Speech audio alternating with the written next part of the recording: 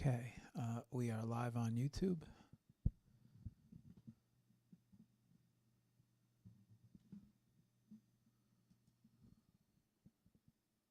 Oh, come on, Facebook.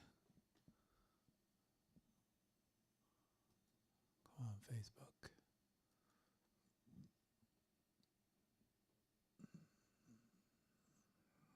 Come on, Facebook. Pick up the feed. Connect streaming software.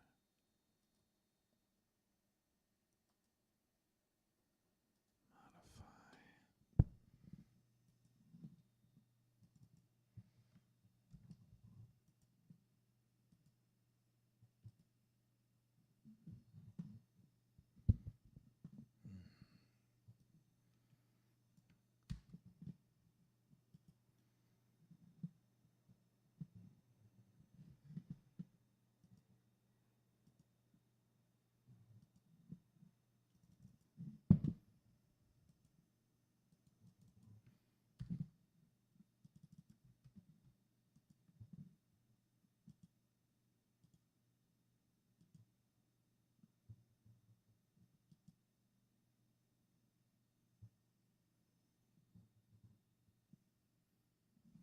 There we go. Thank you very much. 1, 3, 2, 1. Okay, we're live on Facebook.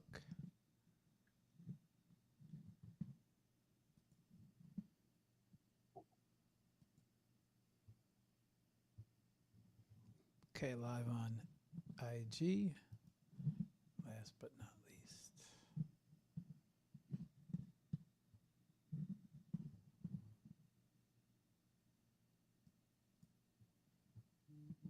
Okay, live on X. Live on X. Post. Okay, let's get that up there. Yeah. Okay, boom, boom.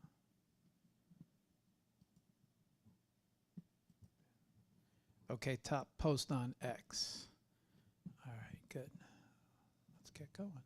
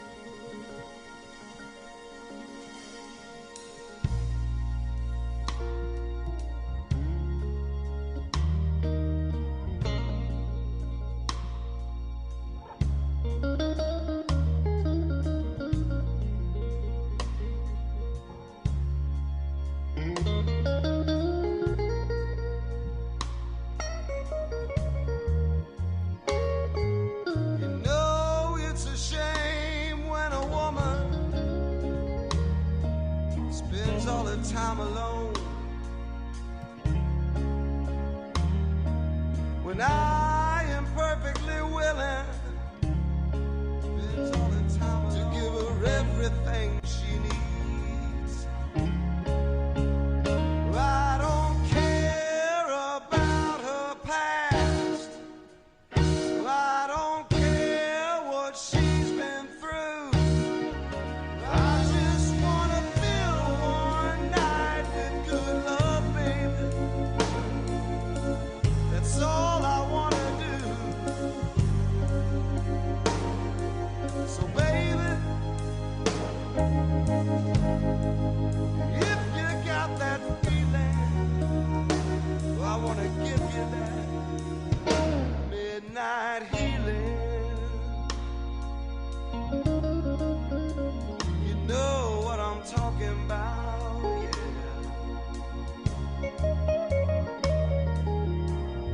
Just turn the lights down low. Come right on over here to me. I know you don't want no commitments, baby. I just wanna set your body free. And I don't care what's going on in the night outside my door.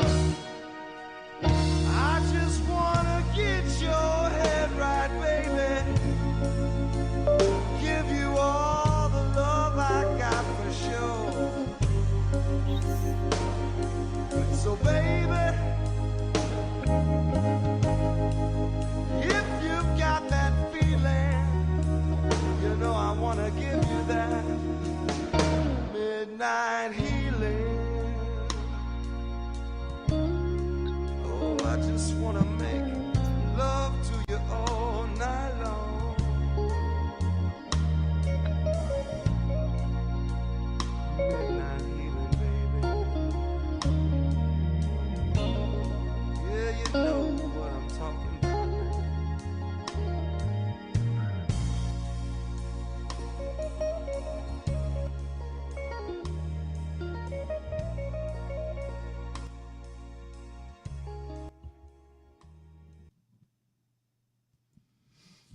Okay. Good morning, everyone. Oh, it's 11:11. Everyone make a wish. Make a wish. Let me just check everything. 11:11. Not going to forget this time. All right. Hang on, y'all. Let me make sure audio is good, and then we will get started.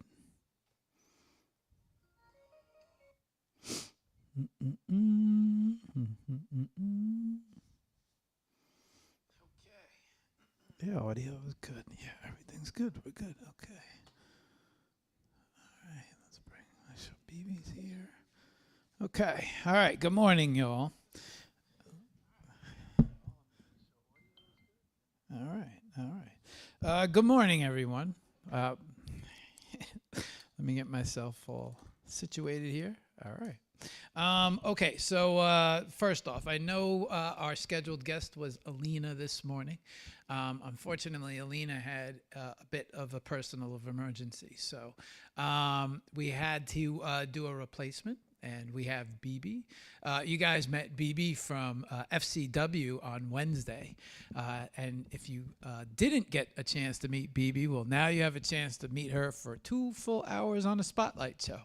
So that is what's going on today. So I don't want to waste too much time. I want to get going. We had to make a couple last-minute adjustments for the show. However, the show must go on. So we always wish our best to Alina and her family for everything that's going on. She is a close friend and a show host. But we like to welcome Bibi to the show. Bibi will be doing the show with us today. And without further ado, let's bring her on. Okay, let me make sure. Hang on, Bibi. Hang on. Don't say hello yet. All right, there we go. Okay, Bibi, say hello to everybody. Hello. It's nice to be here again. Like in just few days. But it's nice. Hello, Bibi. Welcome to HOP.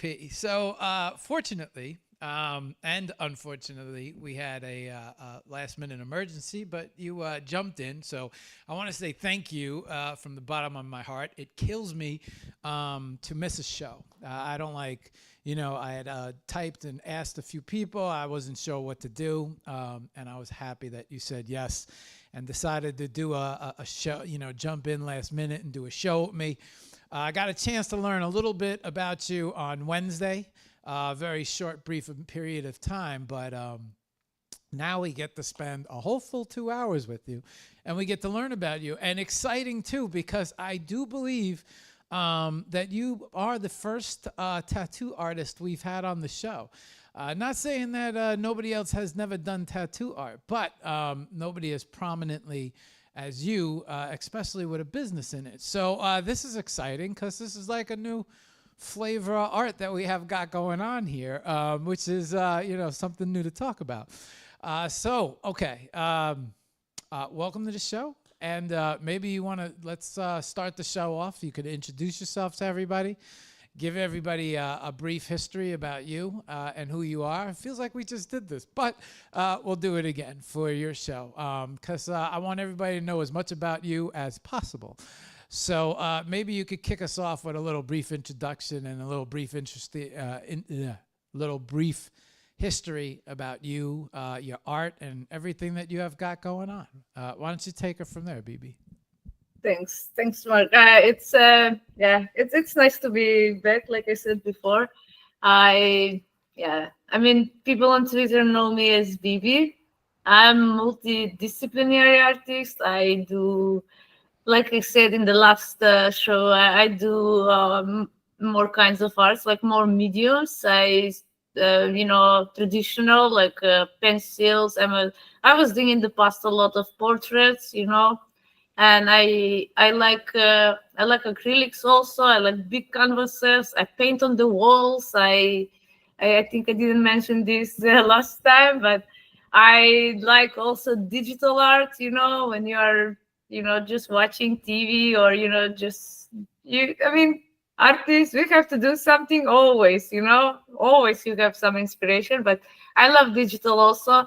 But I also love tattooing. I have my own shop now for the last 2 years. It's still new, but it's amazing job. It's always challenge. It's always, like different skin. Even if you do the same tattoo on different people, it's challenge because you have to learn, the skin, it's totally different canvas. You have to learn how to work on that canvas. And it's amazing. It's amazing to be, uh, like I said earlier, I feel lucky to be, to be able to just create, to don't worry about other stuff, just create whatever is needed today, So yeah, that's me. That's Okay. Bibi. Questions, Bibi, because nobody just ends up at this point in life. I think life is what creates us and helps us evolve into who we are. And so I'm just getting to meet the person who is now, right? But I'm a little curious about the younger Bibi. So when you were smaller, was art as premonition? Like, was art, such a big part of your life when you were smaller? Did you do art classes? Did you ever think that you were going to get into NFT art? Or was it like, was this something that was always a focus? Was art always a focus in your life? Yeah. It was, so, I mean, when you were younger, was art a big thing in your life, or anything you could tell us about that? Yes. I mean, I get inspired by one of my father friends. When I was just 3 years old, my father bring me to this friend, and child, and he was trying to entertain me in some way. So he started writing numbers and then making some animals from the numbers, and I was amazed by that. And when we get back with my father, I was like, I have to learn this. I get obsessed, and since that day, I just wanted to draw. Pencil and paper. That was my best friends, and it was also how to say, like, I wanted to go to school earlier, because I was thinking it's gonna be all about drawing. I that's how I imagine, and I love art. I mean, it's also my grandfather. He's some kind of, I can say, he was doing some rough carvings, like he was doing also some, toys for my cousins, for my brother, like from wood. And that was also another, inspiration maybe in my life, since early age. I love that. I learned to do carvings as well at the university after, but I mean, it was, for me, was, I was just staring everywhere because everything in the house, what he have, like doors, windows, beds, like everything, chairs, like everything he built by himself. And there was some rough carvings on that, some is some geometrical stuff, But for me as a child, it was amazing, So yeah, it was always since 3 years old, I was obsessed with art. But yeah, like I said in the last show, my parents, they were thinking I'm gonna end up as a starving artist, so didn't let me to go to art school. But I was studying architecture, and I did a bit civil engineering. That was too boring for me, just mathematics and all that stuff. But I did also 1 year at the,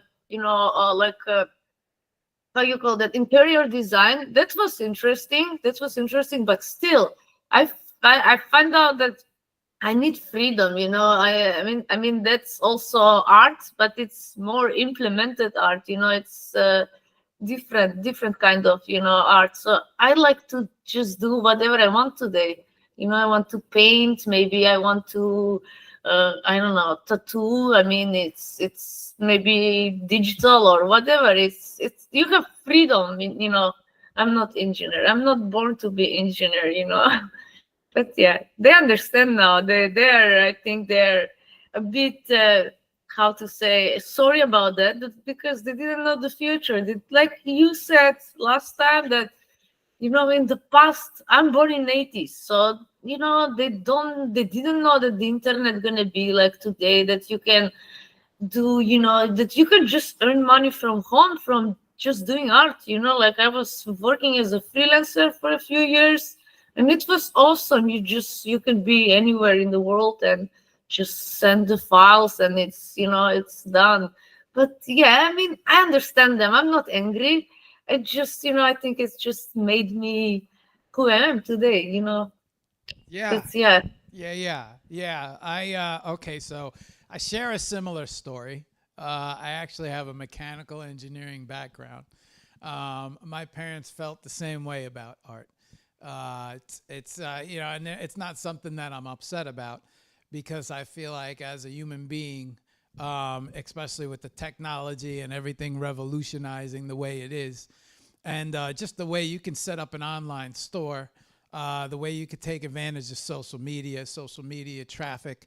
You could take advantage of, merchandising, right? Not only that, but you could take advantage of showing the world your art now. It's just not going in your hometown or where you live and knocking from door to door and looking for an opportunity. You have an opportunity to reach the world now, and so none of that existed when I was born. None of that existed even in my college life, high school, college, all the way up into that. So it's just interesting because a lot of similarities, right? So I was very, driven. You're gonna just starving artist. There's not that many opportunities out there. You're gonna have to work a lot harder to get into that position, and then poof, the internet kind of dropped around when I guess I was like, I would say somewhere around 28, 30, the internet started getting very popular with MySpace and community sites. And I was like, oh, look at this. I can reach everybody, And when I started to see that, I said, whoa. I was like, this is completely different. We can reach the entire world now. And so, amazing how life has changed in our lifetime, because I do believe that artists have a hard time getting out there. I don't think what they're saying is anything false. I just think you have to work tremendously hard as an artist to break through into the, IRL or in real life. But then the internet came along and just made it so much easier. Okay, so I think I heard civil engineering. I heard interior design. But I guess the biggest curiosity I have when it comes to you is how did the tattooing happen? I'm so fascinated when it comes to that, because it's so, in my mind, your body, right? I would think that people would want to make sure that good art it goes on your body, right? If I was to get inked, I would want to make sure that I know exactly what's going to happen. I know what it's going to look like. I have the right artist. And so I feel like there's a lot of pressure when it comes to applying your art to someone's skin or taking their idea or their concept. So how did that whole thing, was that something, the drawing, as you were little, I could see where that comes into play. But how did the whole transition go? I mean, as you were going through college, was art, or I should say, as you were going through school, was art still prominent? Were you still drawing? How did the whole thing evolve into the tattoo art? And then obviously, a lot more to you because there's paintings, there's walls.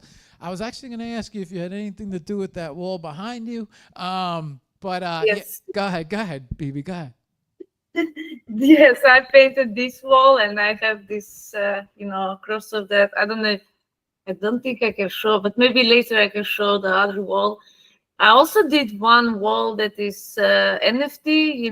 I did first. I did a digital work from that, and everyone who was, who buy edition, they get the names on the, on the wall.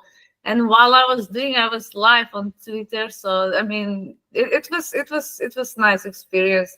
But about the tattoos, it was always there. When I was a child, I was drawing, on my hands and like wherever I can, I was drawing on myself. I draw on my cousins, my brother, he also wanted, and the other people, you go there, and people like, can you draw this? I want to see how the tattoo gonna look. So I was just drawing like that, freehand directly on the skin. But the thing is, it's not easy to find, somebody to be your mentor. In my country, I asked some people and they were like, no, like, like directly, just no, I'm not gonna teach you. So I was living in Malta, and since I think 2017 till 2021, something like that. And in 2019, I started this, like a course in, another tattoo shop in Malta.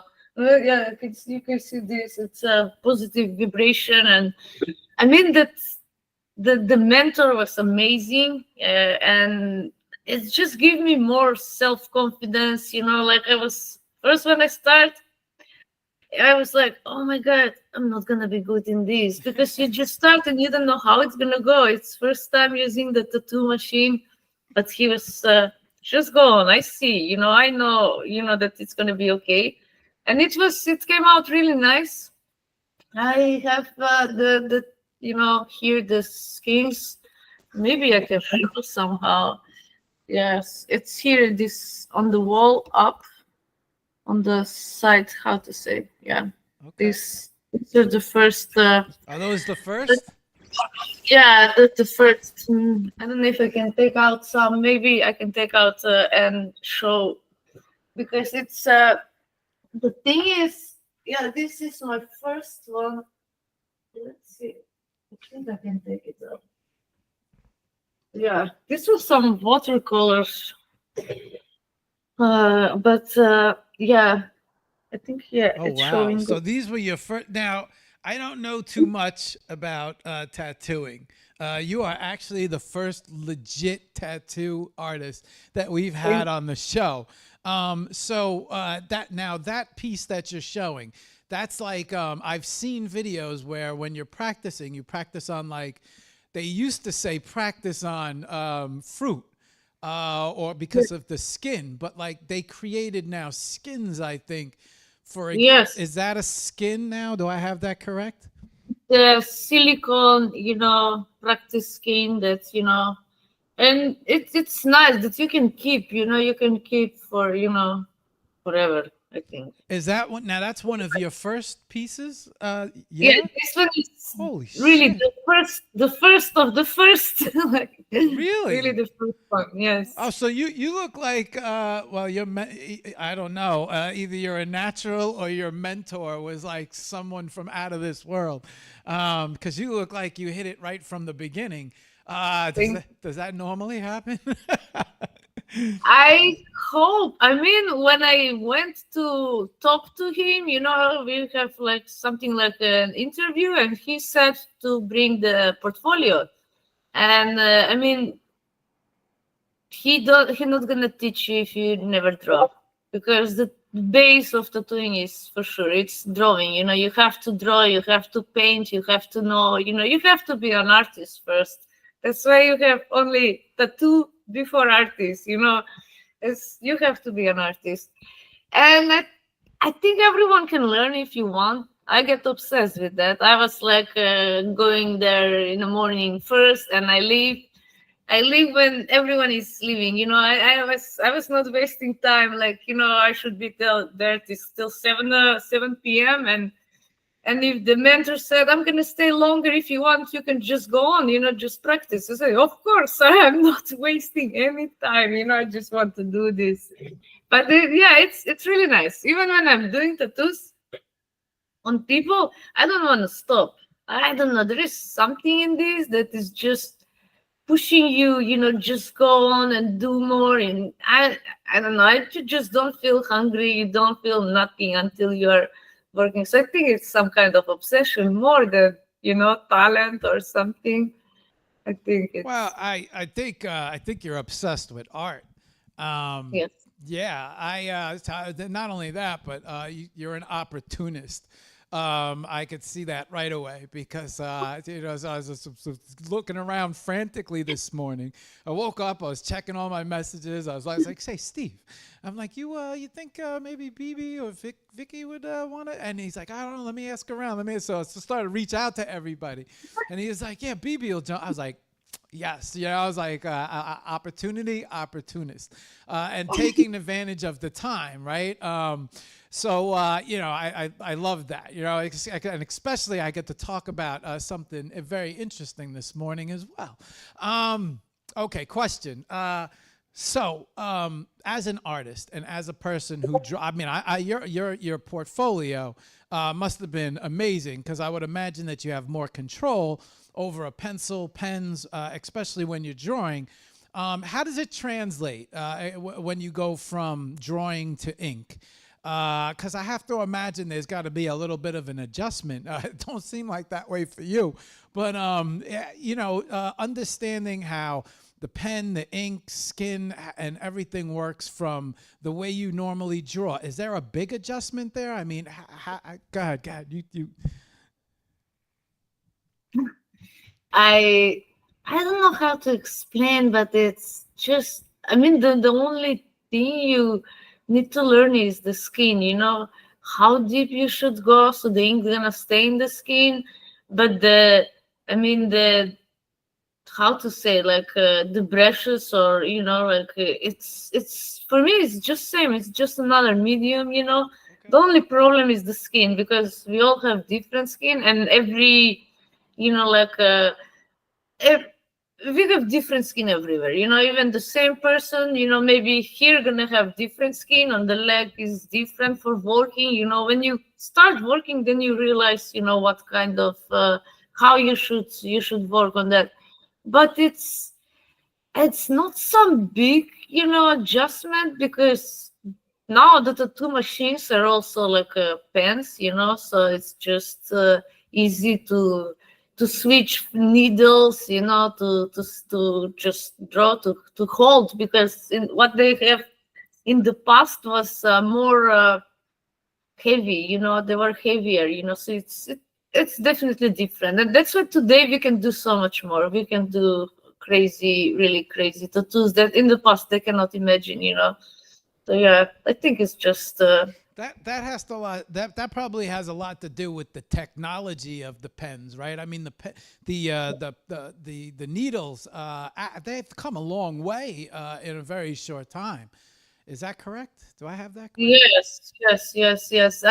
They use these different machines that you have, the needle, it's long, now it's just click clack, just you take that out, you have a new one, and it's so easy to switch, and it's also, yeah, it's easy to, now we have this wireless, you don't even need cables, it's for hygiene, it's also better, because you cannot touch, with the cable, it was a bit more, dangerous to get, infections or stuff. But yeah, it's technology makes things so much better. I think it's so much better. It must be nice. I'm not. I mean, I from just things that I've seen and just common sense. I'm going to assume that there are wireless. I think that's what you might have mentioned, that there's wireless now, Yes. right? I would imagine it's a lot easier too because you're not hooked up to anything, and it's just interesting how technology. I always used to say as a photographer, right? You could pick up any camera. It's not necessarily the camera. It's the person behind the camera. And so I would imagine it's the same thing when it comes to ink work. It's not necessarily the pen. It's the person behind the pen. However, the technology makes things a lot easier for the person, whoever's using it. The better the camera, the easier, to attain the shot, perhaps, that you're possibly going after, rather than struggling with your equipment. And I would imagine that works the same way for tattoo artists as well. Okay. What else? What else? Mediums. Now you have the tattoo art going on, right? And that sounds like, now, did that, if I had the date correctly, was it 2019? When I start learning tattooing. So yeah, I start late a bit Okay. for my age. Wow. 36. Yeah, no. If it's only a matter of understanding the skin, then the tattoo gun is just a new brush, right? And so the real talent is the understanding of shadows, drawing, transferring, creating, just the creation and the artistic application. The brush just sounds like learning a new brush, right? To get there, there had to be a lot of art going on. Were you drawing? Were you doing art before the tattoos? I mean, you mentioned canvases and walls, and we're going to get to the NFT introduction soon because I'm not sure when exactly you got introduced to NFTs. But in that time period before going to ink, was there art involved? I mean, were you creating canvases? Was art even a thought at that time? Yes, yes. I mean, I create all life. I have few years maybe break, and I get back to that. Well, I was living in Netherlands, and I I don't know. There's like that's what I said last time. When you should be something, you're gonna be for sure. Because I was like going everywhere, even in the markets. You just see canvas, you see brushes, you see paint, and I was like, this is a sign. And it's just start buying and start creating again. And I get obsessed because before I never did portraits. I was drawing other stuff, and but never. I was never into portraits, and this was period when I was, I think, I don't know, maybe more than 10 years that, there is for sure more than 10 years when I get obsessed with portraits, and I just draw like all my free time was just that, just portraits and painting also. And yeah, I had few exhibitions. I had exhibitions in Malta, group exhibitions. I still didn't have any, I'm thinking this year for sure have to be something. But yeah, it was nice. It was really, I can say my journey is, it was always, bringing me to art. Even doesn't matter who gonna want to take me out of that. It's just, that's my way. That's how I see. Art is it's part of my life. It's part of me, and I think it's really big part of me. I can say 90%. It's part of my life. I think I agree with you, especially now that your art is moving to people's bodies. Okay, few exhibitions, art going on, then you make the move into tattooing. And I just have so many questions about that because I just, I've, so much about the industry, but I'll come back to that. let's keep moving on the timeline. So 2019, how did the introduction to the NFT world happen? And how did, because it sounds like you were doing art. Not only are you doing art, but you're doing tattoos. You had a lot going on maybe before NFTs, or I don't know, I could be wrong. Maybe you were introduced very early. I think I've heard some people say as early as 2018 was when they were floating around in the NFT world and they started seeing the art and the art starting to sell and the crypto getting involved. How did you become involved in the entire NFT art world? So I think tattooing is still I can take the guilt for that, because, before tattooing, I was just doing traditional art, like just tangible. And after that, I said, okay, now I need something, to do the designs, I need to do designs on a digital device. So I get this display, drawing display, and I get also like I just get obsessed with stuff. I don't know. I start learning this.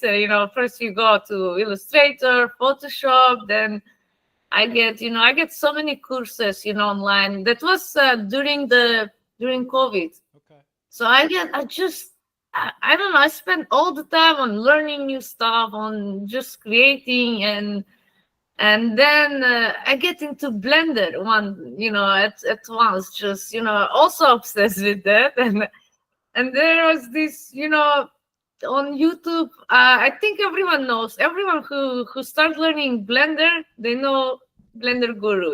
That guy is just for beginners especially. He's there, and he started talking about NFTs at one of his videos, and I was like, what is NFTs? Like I have to learn what is this. And I needed maybe almost that was, I can say, end of 2020. Okay. And September, I think the last day of September or something like that, 2021, I was already back in my country, and I got a bit bored, I can say. I was freelancing, and because I didn't live for many years here, so and the people they're they didn't even know that I'm here. We just get lost. We lost contacts. After some time you are away, and it was a bit boring. So then I said, okay, now I have time to to see what is this NFTs, and I get into that. I mean, I just created this collection with just few pieces there, and I know what to do. Then I see another video on YouTube said that there's huge community on Twitter, so you should go on Twitter. And I like Vicky said last time, I didn't even. I had this old profile I'd never used, never. Me And I too. Me created. too. Yeah, we all know. I signed up in 2009 and 2010, and I didn't show up till 2021. So I get it. Yeah. Same year. Yeah, but then I have to create new one, because it's still, you get contacts from NFTs, and then I don't know, I was lost. I was so lost. Like, I don't know what to do. I was just doing what other people are doing, make some friends. And after a while, I was, it's NFTs really, the community on Twitter helped me so much. If I was not in spaces, not connecting with people, I was not able to be here now, because I was, I don't know. In real life, I'm not so shy. I meet people, I talk with everyone, but not on camera, no public speaking. Like, that was for me the scariest. It's still scary, but not that much. But yeah, it helped me so much. Spaces, I needed to, I think, almost 2 years to get, how to say, like, to be myself when I'm talking in spaces, not to be like, I was just, I don't know, it was scary for me to be now I host spaces, and it's I'm totally different person, it's helped me so much, really. I I, think I was gonna say Spaces on X, right? So, I was floating around on X for other reasons. As it's just reasons that I would have eventually, I think, gotten myself into a little trouble with. And so I remember the Beeple sale caught my attention, and I said, "An artist sold a JPEG for how much?" And I didn't know all the details of it at the time. And but the only thing that the thing that was floating around the internet was artist Beeple sells JPEG for 69 million, and I'm like, wait a second, what's going? Where is this take? Like, how did this happen? How did an artist from Instagram, grab the attention, get to Christie's or Sotheby's? I'm not sure. I can't remember who had the sale, but whoever had the sale, I'm saying an artist came off the internet into real life, included the NFTs, and now I'm trying to like dissect this whole thing. I'm looking up everything. I'm trying to figure out, how did this happen? I was, well, what is this all about? And then that's how I landed in the space. And I didn't land in the space necessarily because of the art. I think I landed in the space because I was just fascinated by this artist sale. Because my intentions at the time were to take my prints or my portfolio and go to galleries and physically introduce myself to the gallery owners. I had been doing that back since 2017, 2018. Trying to create a door, make a space, see if I could get someone interested. And so I was already kind of floating around in the real world when it came to galleries and art. But it was the NFTs that kind of, wait a second, this can connect me to the real world as well.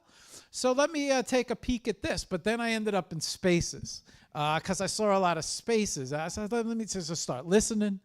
It also took me a year to say hello in spaces. I waited an entire year. I would just sit around and listen. And then finally I got my courage up. And I said, all right, you know what? And I hit that mic button for the first time. And I feel like I know you guys, right? And they're like, hello, Mark. And it's like the first time. But it's not the first time you're speaking. I feel like I've known you for a year, but this is the first time I'm introducing myself. But that's not how you feel in spaces. But it could be a little intimidating with so many people floating around, in spaces. And some spaces you open up, especially back in that 2020, 2021 time period. So many, there was 200, 300, 400. You got to get up in front of a room and hi, and you got to introduce. That's just very nerve wracking, especially if you've never done before. Okay, so you end up in spaces. You start to learn about the community. Something that was amazing to me is I felt like for the first time, it's interesting, right? Because on social media, you post your art. You could kind of see in the comments, in your DMs, just from people liking, you could see who's a fan, who isn't. You can grow those relationships. People might reach out, ask for commissions, ask to see more art. So you can kind of grow your, what's the word I'm looking for? Family, community. For, you could kind of do that one by one, but on spaces, I feel like you land in this whole world of like-minded people who are not only willing to, accept your support, but support you as well. And the way you speak about the community, I felt the same way. I met so many great people, great artists, really smart people. Now you're in this NFT world, right? And you're floating around. You're in spaces, I would assume, right? 2 years. And you're getting to meet all these people. You finally start talking. Did you jump right in with the digital art? I mean, did you say, all right, this is a good place for my digital art, or maybe I'll capture my physical art and I'll move my physical art here? what was your impression? Because for me, I was very interested in PFP projects, right? That's where I came in and everybody was talking about the apes, Azuki, Yeah. the penguins. You know, there's all this hype around these projects. So that's where like my attention got driven. So it was like, okay, I got to figure out how to make a project to introduce my art. And I got, you know, I didn't realize about the art end of it, but like what was your perspective? And how did you begin that art career, especially in the digital world? Yeah, that's interesting. I mean, I started with digital. I was thinking that, because I see mostly is digital, and I was thinking maybe it's the best to do just digital. But Right. yeah, I think now I changed. I have also on Mellow, what I have is only physical. So it's, they go with the, also with the physical. But yeah, in the beginning I was thinking, that, but after you see people change, I mean, the projects are not anymore so interesting like before. I mean, not all of them. Some are still interesting, of course, but yeah, we see things. That's why I think probably, but I think art gonna stay always there. Art is gonna be, this artists like us, doesn't matter what kind of art you do, it's gonna always stay there. Even music. I like the music NFTs. I mean, it's I like that the idea of music NFTs since the beginning, and I have so many friends, in real life who are doing music, and I'm just always bothering them about NFTs. Just you should start doing this, because it's the future for sure. I still believe after 3 years. I mean, if I don't believe, I'm gonna be away from that. But I still believe in NFTs is definitely the future for all kinds of arts, even movies, even, I mean, who knows what else gonna be in the future. But yeah, I love. I mean, I love mostly this how to say, independent artist. It's not that I don't respect the projects. I buy into some projects, and I'm gonna still go on buying into some, but it's not my how to say. Probably because I don't do that. I never created. I actually created one, but it was never released, and it was not my project. I was just an artist in that, so it was nice. Nice idea, but that was I think the person she decided to to wait probably. Yeah, I was sorry about that because it came out really really nice. Let me ask you a question, BB. It seems like the beginning, and you're right, a lot of people were adapting.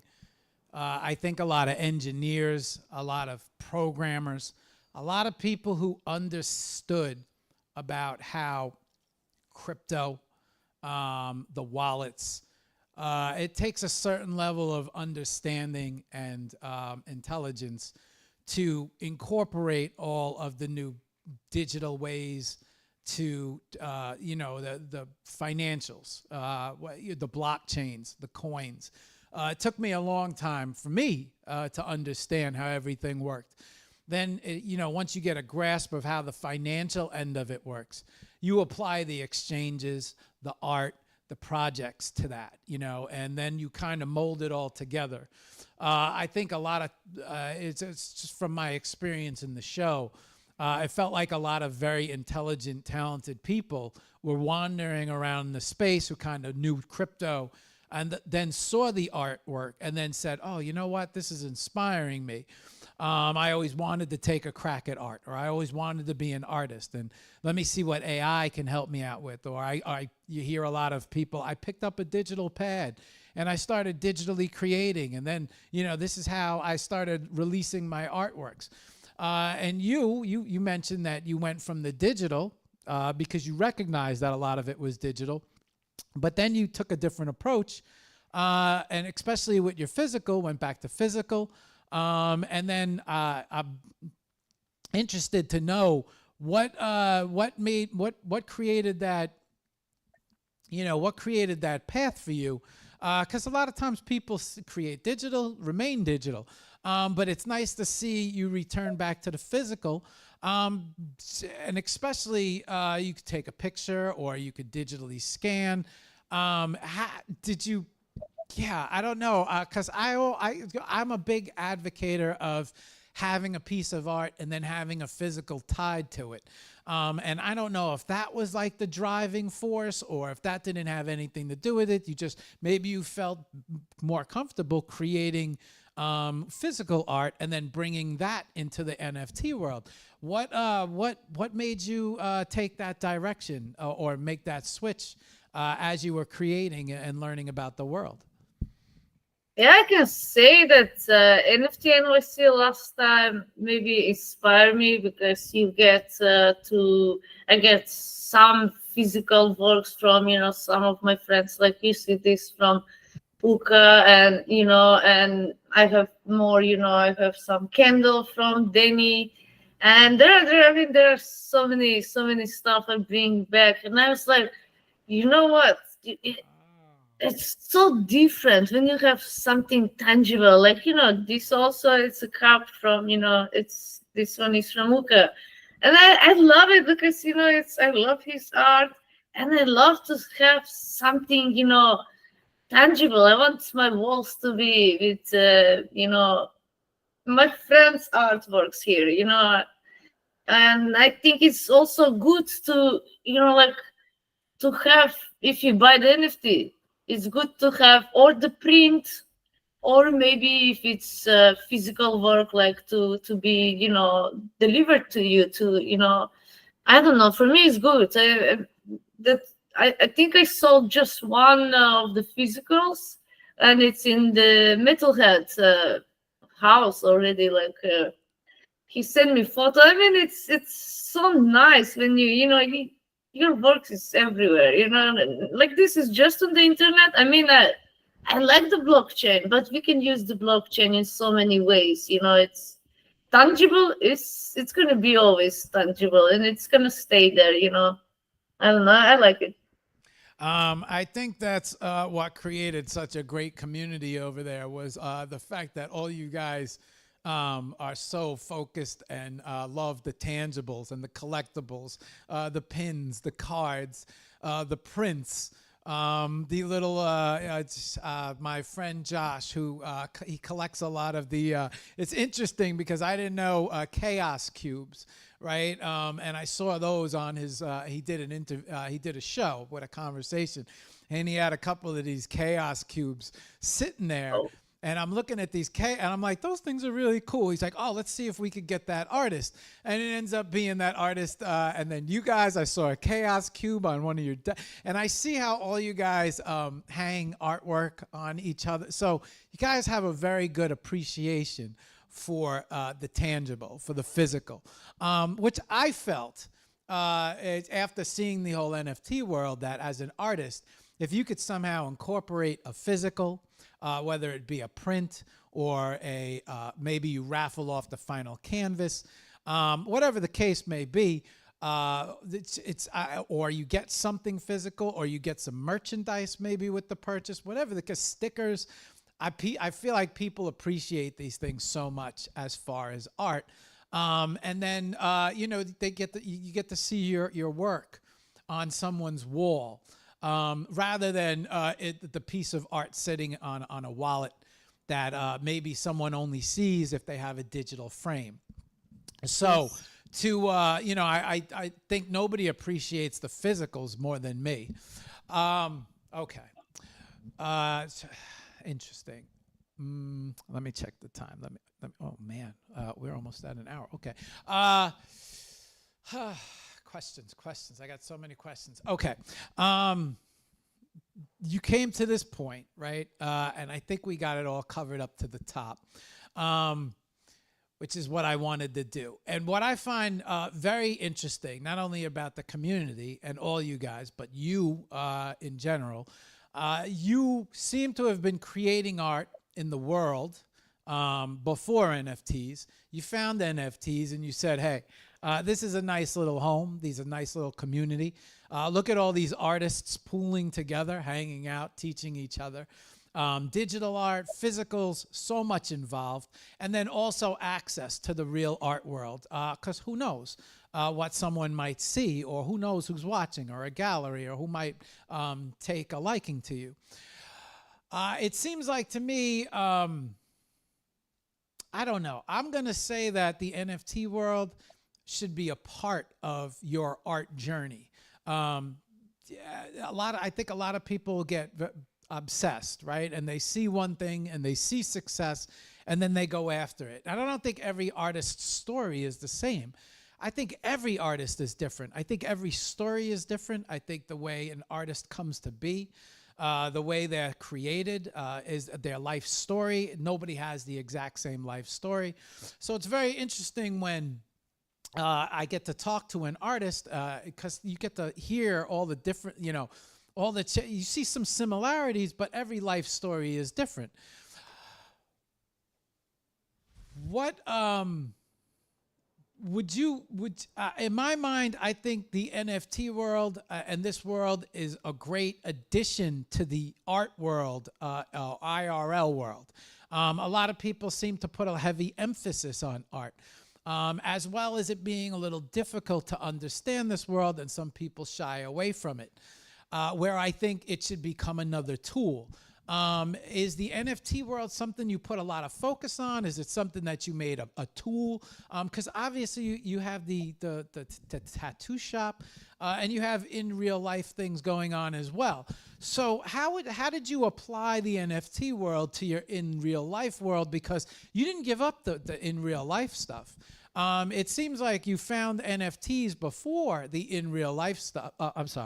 During the in real life stuff, but you did not allow digital collectibles and NFTs to stop you from moving forward in the real world, which is almost like your own little art tattoo parlor studio, where now you're creating art and applying it to people's bodies and skins, and your talent is now producing very nice artwork on people's their shell or their body, which I think is super important in my mind, because that just connects with health. Okay, right. So, you didn't give up. You continued in real life. You didn't look at the NFT world and put all your eggs in one basket. Maybe you want to talk a little bit about that perspective that you have, because I think that's an important perspective for people to learn and understand as well. Because I think a lot of people rush in and, this is where it's at, and then it don't work out, and it's like, forget this place, But I don't see it like that. Did you see it like that? I mean, how do you? Go ahead. I'll let you take it from here, Bibi. I agree with you. I don't think that you should just focus on NFTs, as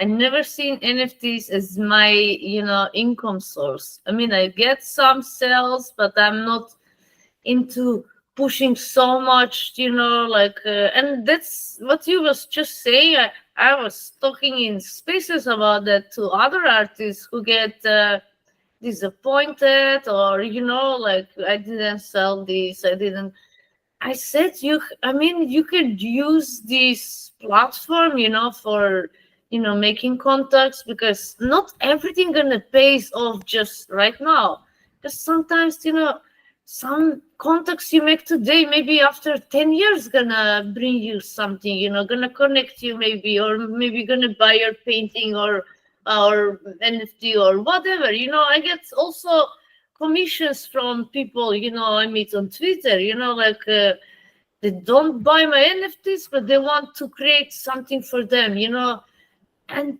it's not just focusing on NFTs. I don't know. I like using NFTs, and the community. It's amazing. In a way, I can say it's selfish, maybe. I use this to get inspired, also help you in real life. I don't know. It's like a business. When you start your business, it's not gonna just everyone gonna come, like, come, I want to tattoo me. Like, you have to gain that, like, uh the clients, they should trust you, they should. Then from one, maybe another gonna come, and then another, like, that's how it's building. It's slow. It's really slow. Like, after 2 years, like I said, now it started getting better, at the shop. And I think NFT is the same, it's just you build. I don't think people should just quit because they didn't have sales for a month or what. You just, my point is to don't depend on that, if something happened, it's good. If nothing, it's okay. It's okay, just go on. But yeah, I have my friends there. I mean, they keep me always. They, even if I don't show up, and they're gonna text me like, "Are you okay?" And it's, I don't know. I just feel this. I find my family there, so I will not give up. Sorry.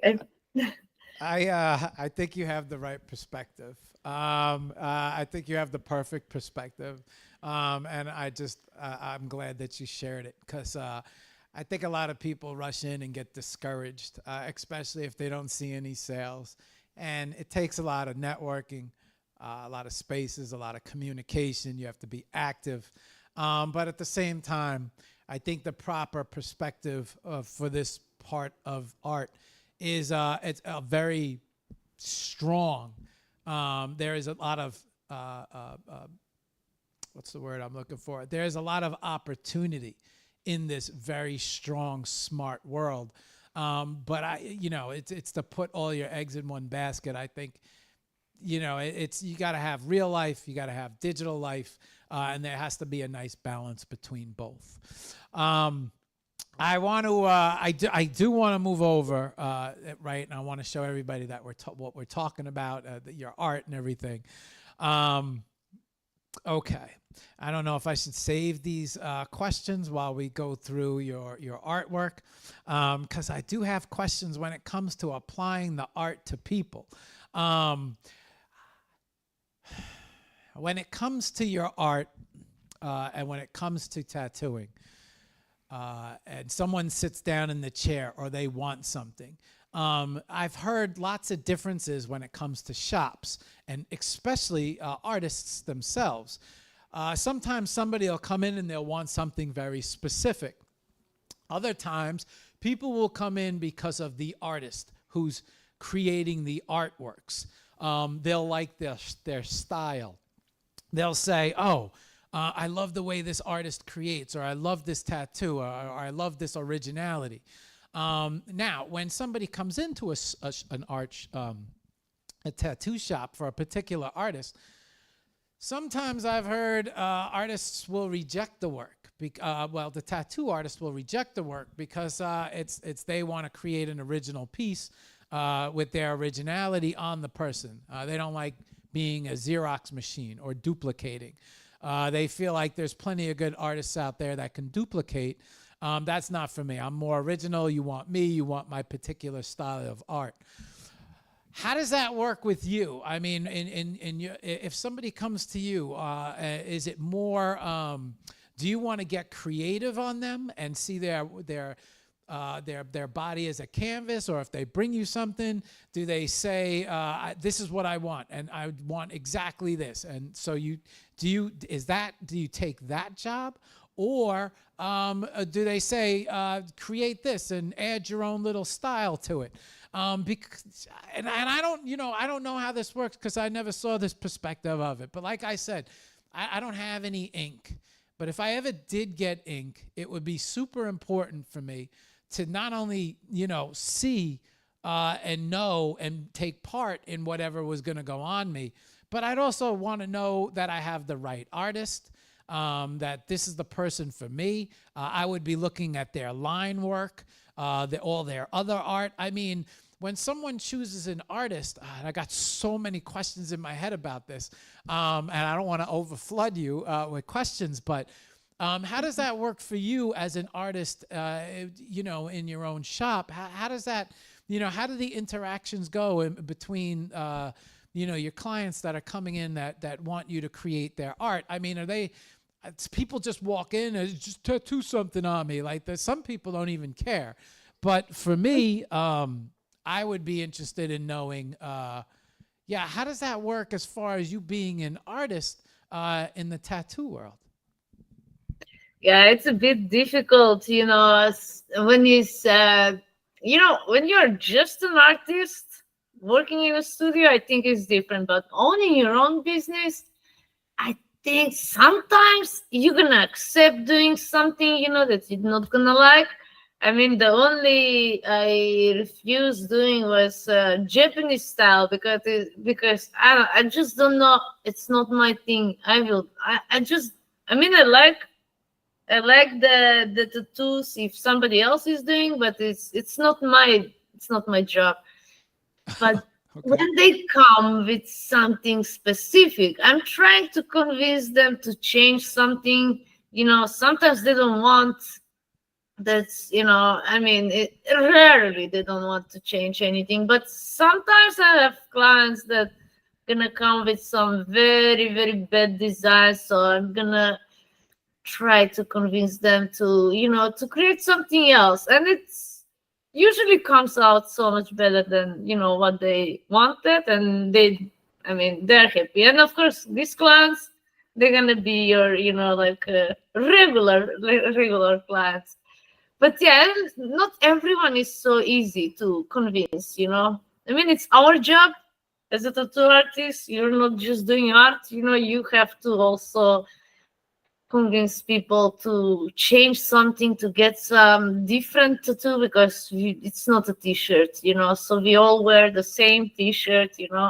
It's different when we do matching tattoo. Maybe there is like now, for example, we do a FCW logo like everyone. That's something else, it's something small, but not in that case like you see on internet, and you want to have the same tattoo. I understand why tattoo artists don't like that, because like for example, now if I do portraits of you, the portrait gonna look like you. It's not gonna be you, gonna look like you. And then if I do a portrait of this drawing, what I did already, it's gonna look like that. It's not gonna look like you. So that's why tattoo artists don't like to do. They want to do original stuff. And also, it's not a t-shirt, like I said. you know we all wear same t-shirt. Does anybody ever come in with like a really bad design, or have you like? I'm just kind of curious. When you see really bad artwork on somebody, do you twitch at all? I mean, does it something that bothers you? Like, do you look at someone and you're like, damn, I could fix that? Like, it's like, because I know as an artist, I'm constantly looking at art. But sometimes, the body is I believe in the Egyptian way, right? Your body is a temple. You have to treat it with the utmost respect. The more you treat your body well, the better it's going to benefit you, the longer you're going to last. But I would imagine that goes for artwork on my body as well. Like I would want to make sure that I just could not imagine getting a bad piece on me. When you see like a bad artwork, do you run over and give your card? Do you even mention anything? Like, what do you do? And not for nothing, but I also saw on your IG somewhere, if I have this correct, that you tattooed yourself. And I want to know how hard that is, because that just goes to show that you are your biggest fan. Because I can't imagine tattooing myself and having it come out. But you must, you want my art's going to be my leg's going to be perfect. Yeah, I got so many questions. Go ahead. Well, I don't know if I even asked the question, but go ahead, Bibi. First about the bad art. Yeah, I mean, it's especially, I don't know why, but in 90s they were doing these tribals. I mean, that was everywhere in the world, like tribals. And now when you see tribal, I don't know why. but I just don't like it. I just want to cover that. And I'm like, oh my God, let me cover this because I cannot see it. And sometimes I see that on some, like younger people do that, like 20 something, and he have a tribal. Like, when did you do this? Like when he was a baby? That was 90s. Like, I don't know, but yeah, tribals especially. Tribal was big back then. Very bad. Yeah. I don't know why they were doing that. That was so 90s. But yeah, there are some really like definitely. It's just you want to fix that. You want to fix, and I think it's we're all like that. Oh, And okay. about the Go ahead. myself, sorry. No, it's all right. Go ahead. Go ahead. I think it's much more difficult to tattoo yourself. And my mentor also said, do not try that. But I have to try. I have to. Sometimes I don't know, just want to do it. It's practice for me. It's my legs. I mean, it's my skin, and if something I can cover with something else after, so I'm not so worried about that, and I know I'm not gonna make too, like I'm not gonna fuck it up so much. I mean, I trust myself in that case, especially when it comes to portraits or some realism, stuff like that, because yeah, I practice a lot that, so I'm not so afraid of doing that, but it's hurt more. You're like more, how to say, like when you are doing on somebody else, you don't feel the pain, but on yourself, you are like all in one. You are the one who sees, who feel the pain, the one who is like need to push the ink. So yeah, it's a bit more difficult. It seems like to me the ultimate challenge, but it just goes to show um, how much you believe in yourself, right? I think that is the ultimate sign of an artist believing in themselves 100%, especially when they're willing to create the art on themselves. And we're not talking, I mean, even when you got to do it upside down too. And so there's a lot involved there, especially if you want it to come. I mean, it's not like you can do it towards you. And it's just, it has to be a. So I mean, this is like doing it opposite. This guy is a huge challenge. What do you find to be one of the biggest challenges when it comes to working on someone's body? Is it a portrait, or is it a cover up? Did you ever do cover ups? It's tribal, man. Tribal was so big back in the day. I remember people used to have tribal back here, tribal running around their waist, maybe tribal around the brim of their leg, tribal around their arm. There's a lot of tribal. There's a lot of back tribals. Is a cover up is a cover up the most challenging thing, or what's the most challenging thing that you've ever had to tattoo? Yeah, I can say cover up is not easy. It's the maybe the most challenging, but also for me, I mean, now I'm so much better, but for me as a portrait artist, since the start, portraits and any realism stuff were so much easy than comparing with the lines were also like it was so difficult to get the lines, like yeah,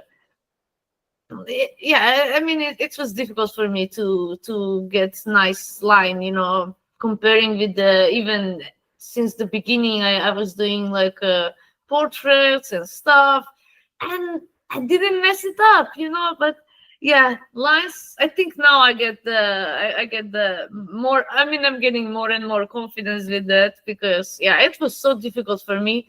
And that was the thing that the mentor said, that you should practice more. And he was like, I should give you first to do lines, because this everything else you're doing is just easier, like it's just learning the machine, just do same like you do with pencil or brushes, or because you already practice. But yeah, and I think that's the most challenge. But I think the last I did with the big piece with the lines, I I'm happy with that. I mean, always you can do better, always, but yeah, I'm happy with that. It's get out, get nice.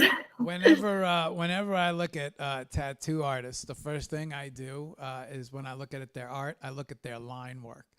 So the line work is like, and not only that, but comic book artists or anybody who draws anime or anything that it's graffiti. I'm always it's the line work.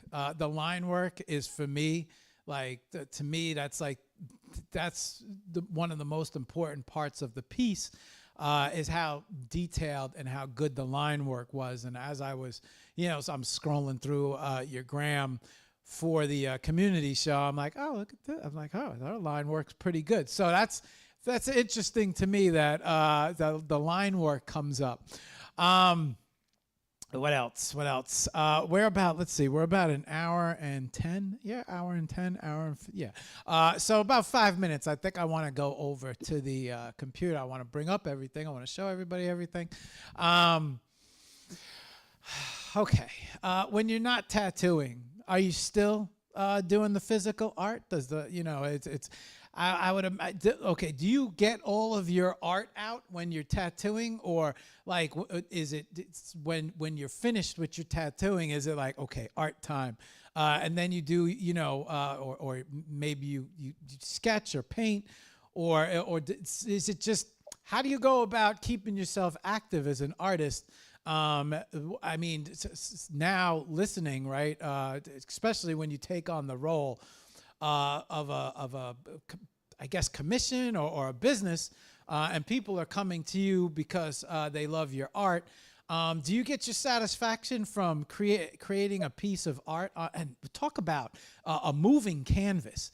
I mean, what the best place to put your art on someone, right? And as they walk around, people, oh damn, like that's a really good piece. Who did that, right? And so word of mouth, and now people get to know you through other. So what an opportunity to place your art on walking canvases. But is that your fill, or do you when you're done, you're like, all right, good, now I got a time to sketch or paint, or do you have other motivations or inspirations, or is it just the do you get it out through inking? What else do you? Yeah, go ahead. Why don't you talk about that? Go ahead, Bibi. Like I said before, I like doing everything. Like I always, I mean, in the spaces I always said I blame my, 'cause I'm Aries, and Aries is getting bored very quick from just doing one thing all the time. So I need all this, like maybe not everything in one day, but yeah, today if I have long session tattooing, maybe when I go home, maybe I'm gonna just draw on my iPad for a while, while I'm watching some movie, but when I don't have, I like to have, the canvas. I want to paint, and I don't know. Sometimes maybe in one day you do all three stuff, in one day, like a bit from this, a bit from that. If I have some, shorter, sessions, so you just do everything in one day. But definitely, I mean, I love all, but I think I need them all to how to say, to satisfy me, to I don't know, like and I want to experiment, also to experiment with other stuff, like I don't have here any of that. I mean, I just collect everything. I collect stuff, like for any case. Maybe in the future I'm gonna get inspired by this and I create something. And in Malta I was collecting this from Prosecco, the tops, how you call that? That's like, and I did a crazy. I mean, that was crazy painting, but I cut them and I did something like a 3D. And I cannot show now. I should find the photo, but it's yeah, it's long time ago already. but it came out like a face, but 3D, with this, like, I cut them in some way. So yeah, it was fun, just fun working on that. And yeah, like if I have space where I can do carvings also, so I would like to go on and do maybe sculptures and stuff. Like, I mean, I don't know where it's gonna bring me, but it's not gonna stay here forever. I mean, not in just these skill sets what I have now. I think there is some addiction in that, just learning more. Like, even I like the blender. Also, it's my hobby now. Just whenever I have time, I'm gonna go and do stuff. Like, also, I don't know, whatever. I just to play with it. It's my game. But yeah, I mean, it's crazy. It's just you really it's interesting because through talking to all the artists, you start to see like these common denominators, and especially when we have an artist on the show, you really know when you have a real artist on the show, because the art is prevalent. It just shows in everything that they do, and it's just it's you could hear how quickly artists they I got bored with that. I saw this, and with the internet and the explosion of the internet. You know what? While I talk, I'm gonna move over to the computer, and let's start bringing up your artwork. Let's show everybody. Let's do that while I talk to you. But with the internet, with the explosion of the internet, I have found that there's so many people doing so many different styles of art. And so many people, like I don't forgot who I came across last night. I was watching someone. Let me switch this camera here back for you so I don't feel like you're talking to an empty chair. All right, here we go. You got me up here. Good. Okay. So I would let me switch these little things around. Then I want to bring up your website. Okay, let's move you to full screen, and then let's move this to full screen. Okay, perfect. All right, let's go over here. Let's drop this and move this back in. Okay, and then let's bring up you. All right, there we go. Perfect. I forgot I was watching someone last night. I think it was on IG. I can't go near IG because there's just too many artists on IG. And then I start to see what everyone else is doing, and I'm like, oh man, I want to do that. Now I want to do that. And I want to do spray paint. Oh man, I want to give that a try. Oh, I used to be an airbrush artist, and I haven't airbrushed in a long time. And my friend Josh, he sent me a pack of airbrushes, and I've been so busy. And I want to get back to airbrushing and spray painting. You go online, you start to see it now.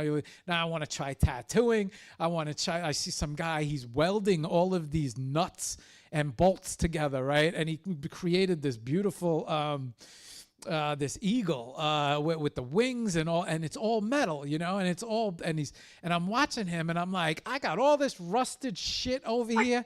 I want to start building robots, and I got all this metal stuff, and I'm like, so like the internet, I think, not just a positive, right? But also could be a very, I'm not going to say a negative, but very inspirational for an artist, to the point where you see so many artists doing so many things. You're like, I want to try that. I want to try that. I want to do that. I want to try that. I want to do that. And I think sometimes I got to not open up the internet. As I open up the internet, I'll lose like 3 hours, and I'll be on a completely different path. Like today, I'm going to weld. So yeah, I understand about jumping around. I think as artists, we always have to be very.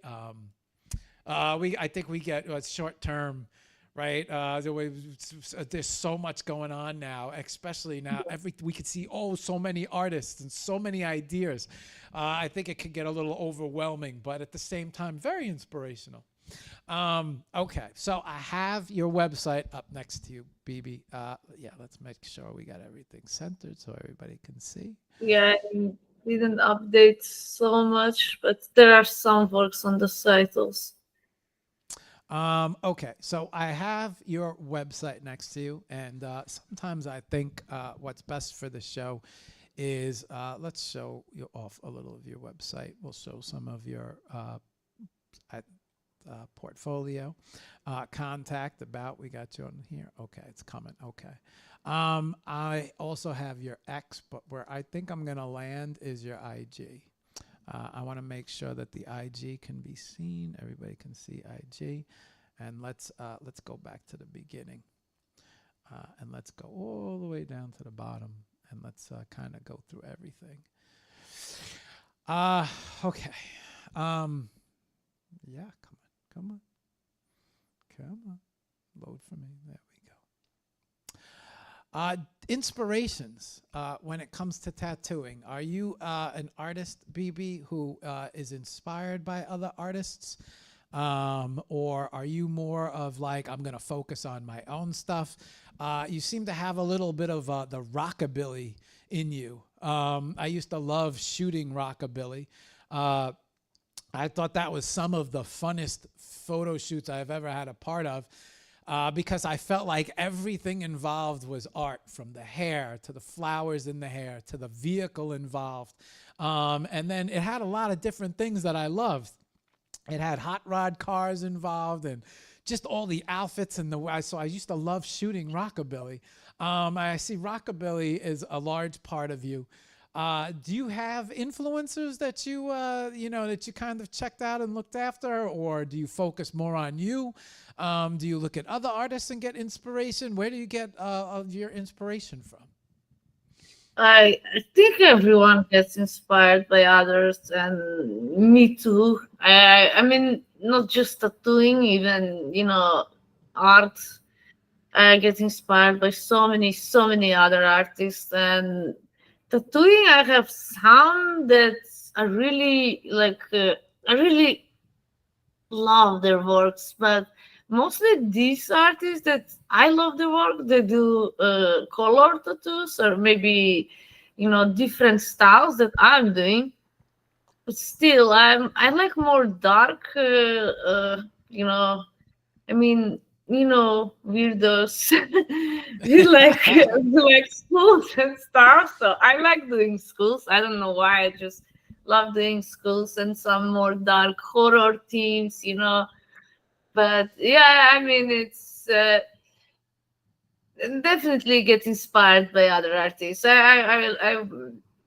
I don't follow normal people. I just follow artists and tattoo artists because, yeah, when I open Instagram, I just want to see that, nothing else. Yeah. Drinks, food, nothing. No celebrities. Yeah. No, I'm with you on that. So hang on. You mentioned weirdos. Let's say hello to everybody in chat, because your entire crew is in here saying hello. I see all you guys. What's up, Tara, Stony, Danny, Creepy, Steve, Acid. What's up, guys? I see all you guys in here. What's up, Uka? So yeah, your crew is out and saying hello. Let me say hello. What's up, Lord? Lord is saying hello. He says you rock, Bibi.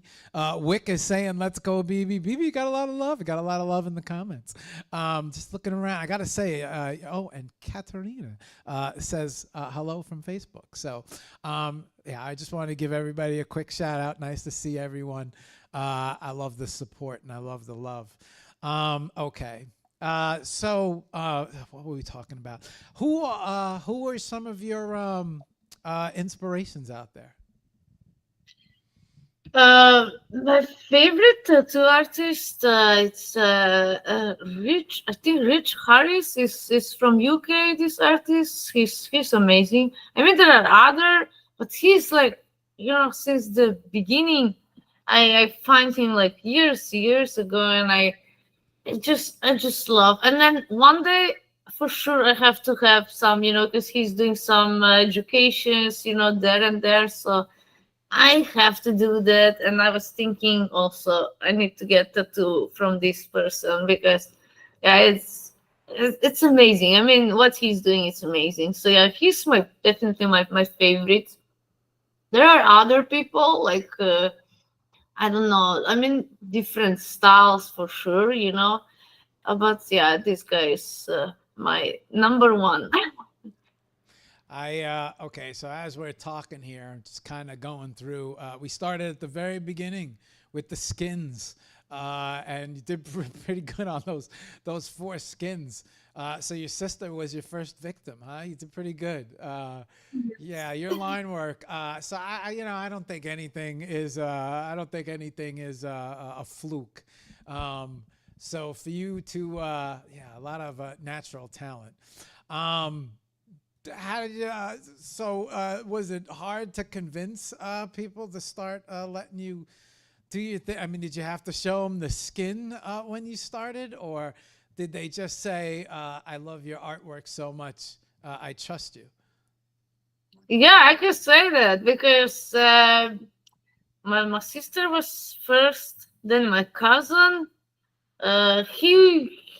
He chose a bigger piece, then some friend of my of my cousin, he sent his son also to, he never seen, like, he just see the tattoo I did to, on my cousin, and he said, yeah, she can do to my son, so I did to him, and it's somebody I never, I never knew, and it was not the time when I was you know when I was I just wanted to practice on people. So yeah, they just come, and some people they pay, to practice on them. So that was, I mean, it was amazing, and because that was the time I came to Macedonia, and I said I'm gonna practice on my family for a few months. Then I go back to Malta, and I get back to Malta, and I think the second day I was there already, a friend of mine, he already talked to people there, and he said Bibi is coming back, and then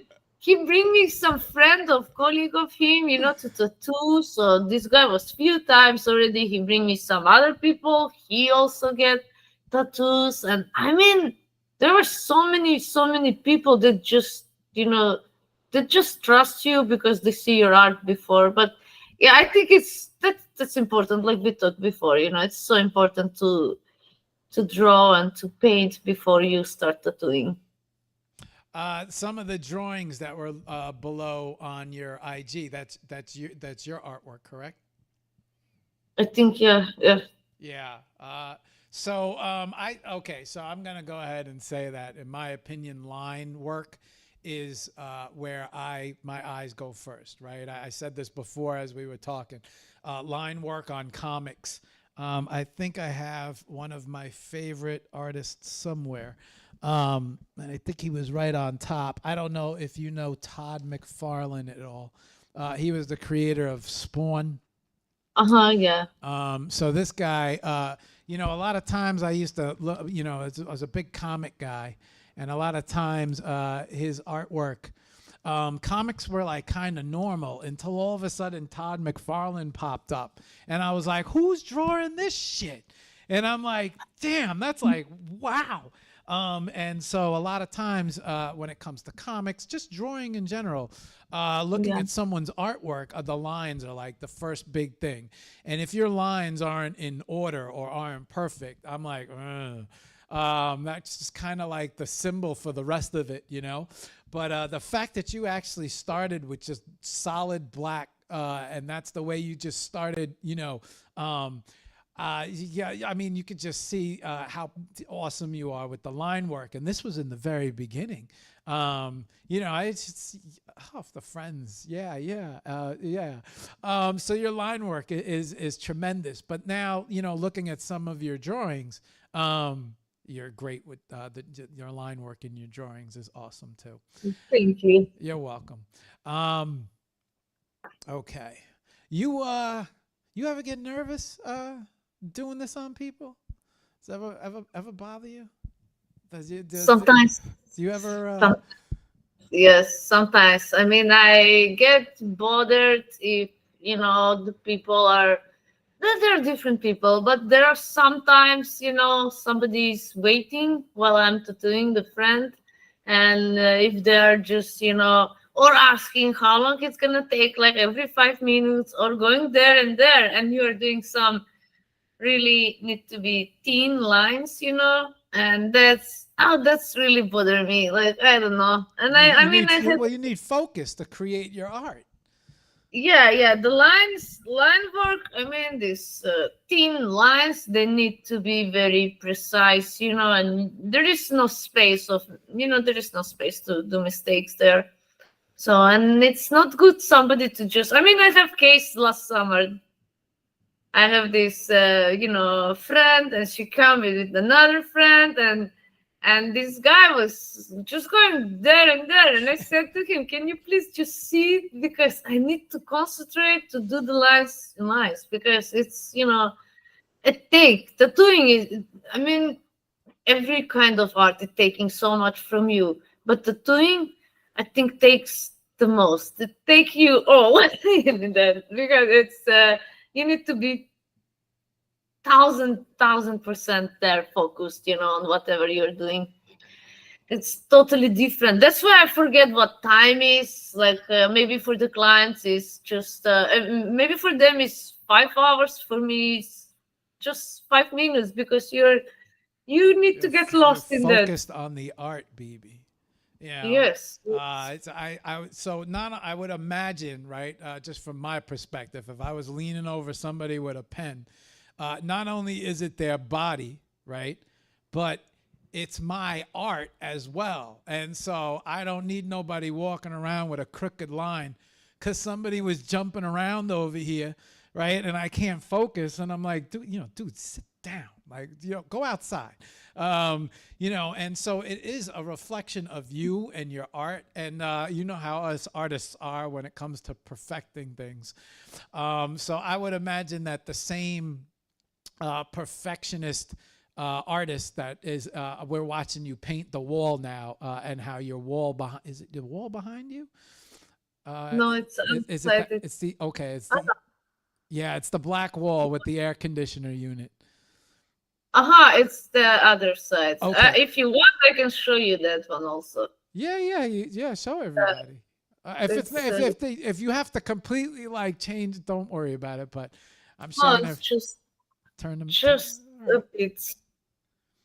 I don't know how much I can show from that, but Yeah, yeah, it's yeah. Okay, so I like, have this playing next to you right now, right? And awesome. I mean, this is just, yeah, holy shit. Real artists, their art, you just see art everywhere from real artists. And that's what I love about this show. Every time an artist come on, it's like, yeah, I don't make coins, or I don't make cards. Look what else I do. And and I'm like, Jesus, like art just reflects everywhere when we have artists on the show. It's just, I'd love to see inside you guys' refrigerators. I wonder, or your medicine cabinets. I wonder how organized they are, right?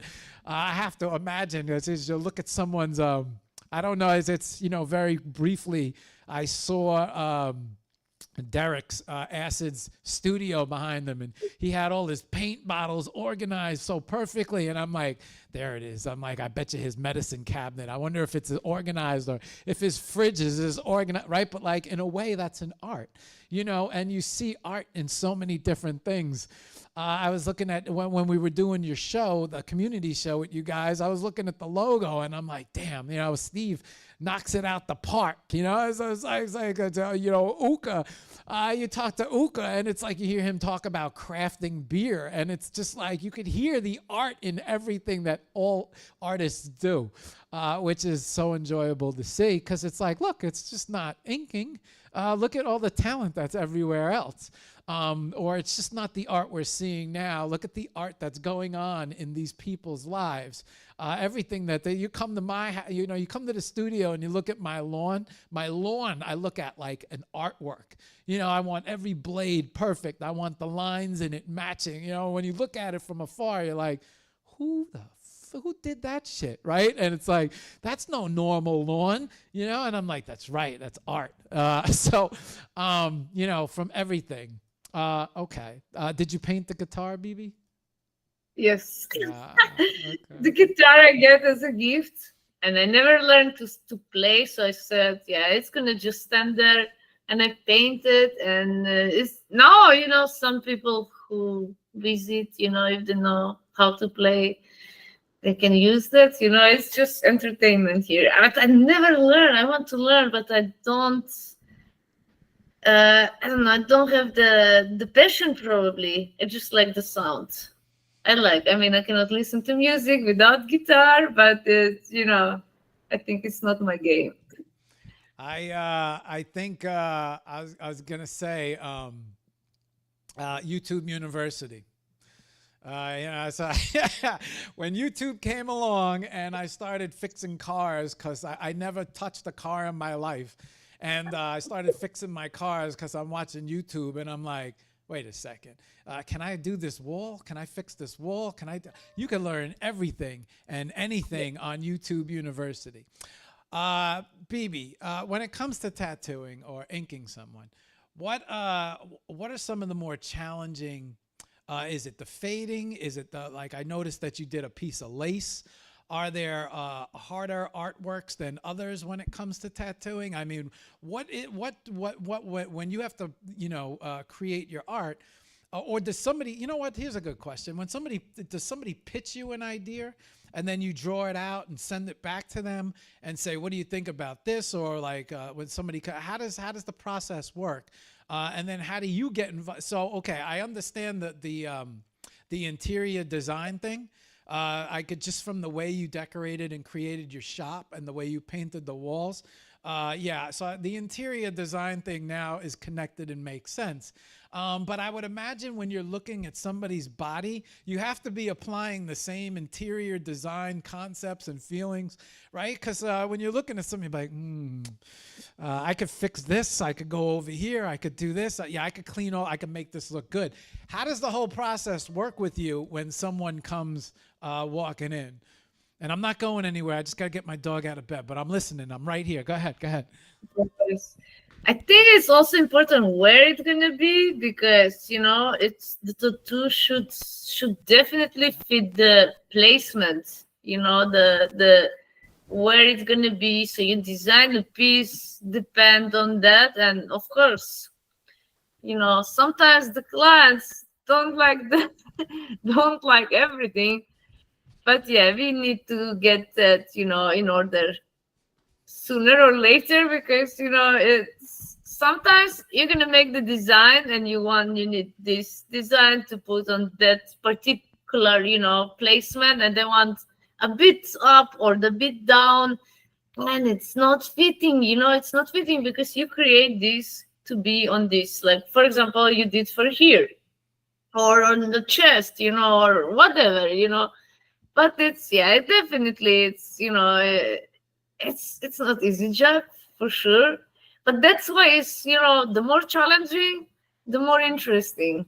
Otherwise, I think it's gonna be just boring if I know what I should do tomorrow and how it's gonna be, or maybe next month on this date. I mean, it's for me it's boring. I like these challenges. I like tattooing, and I like getting all these over these challenges. But yeah, definitely they come with the design, or I mean with the idea, and you need to know the placement where it's gonna be. I mean, now I'm creating these also NFTs, also with tattoos, and then every tattoo is separate design, and you need to. I mean, I'm doing like same like if you're doing IRL tattooing, like if you need to put that on the leg, or or wherever, you need to create the design in that kind of shape, so it's gonna fit good in that placement where it should be. I hope I answered, or I messed up. If any of you guys out there, Vicky dropped in and said hello. So did School. So, wow. Question. How'd you get did you draw it on the wall first? Or did you draw it on paper first? How'd you get it so perfect on the wall? Did you use a projection system, or did you draw it by hand? Yeah, this I had like digital, and then I did, with pencil first. Then I used the paint. Same with this one. I need to, because walls are a bit you can get lost with proportions and Yeah, stuff. yeah, yeah, yeah. One point is you can get lost. But I like to plan. I like, even when I draw on paper, I like to plan where it's gonna be, proportions and stuff, so to know. So same on the walls. It's planning makes better. Yeah, that's the first question I ask all of the graffiti artists. Oh yeah, Yeah, I'm like, how did you, did you draw it out on paper? Was it difficult getting it? Because I know transferring to a wall, like you said, the first word, the perspectives can get completely skewed immediately.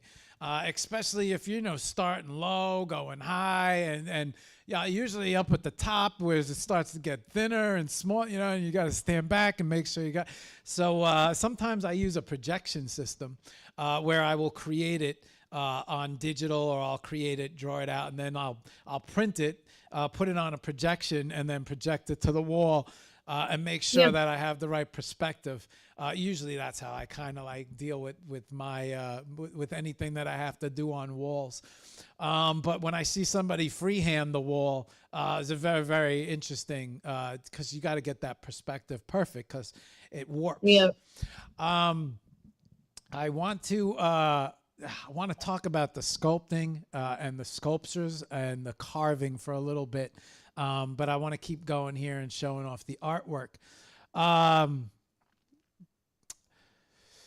how did you apply your in real life? And this is a good question, I think, that for everyone to hear.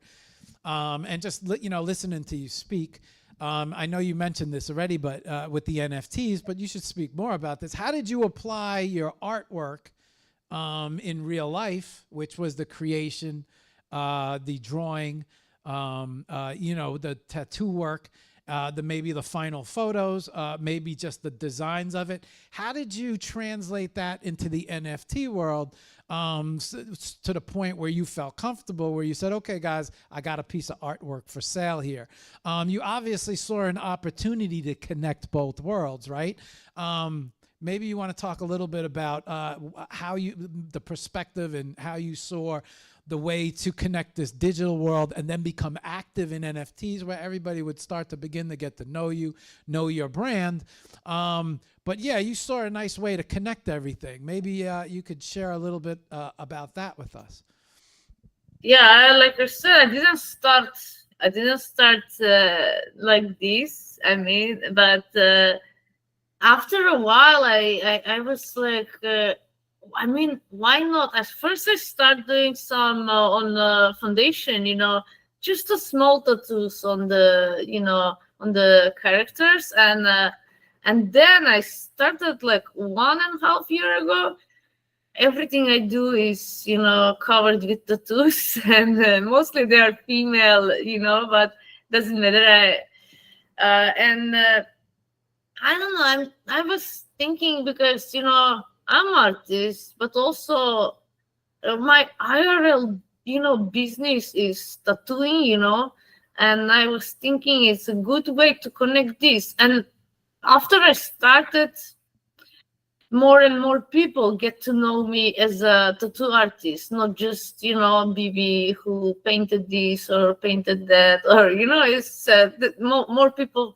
And I can say that now more people from the world know about my shop than people from my country, because there are so many people from the NFT world that know about me, that I have the shop, and some of them are even witnesses, like from the opening, they get the photos and videos, and because people who were around me at that period, when I was preparing the shop, and so it's definitely, I think it's good, and I think it's maybe in a way, maybe it's the future of NFTs, connecting your IRL business with with the NFTs. I don't know, maybe doing a vouchers, or I don't know. There are so many things we can do. I can do, and other people can do in the, in the future.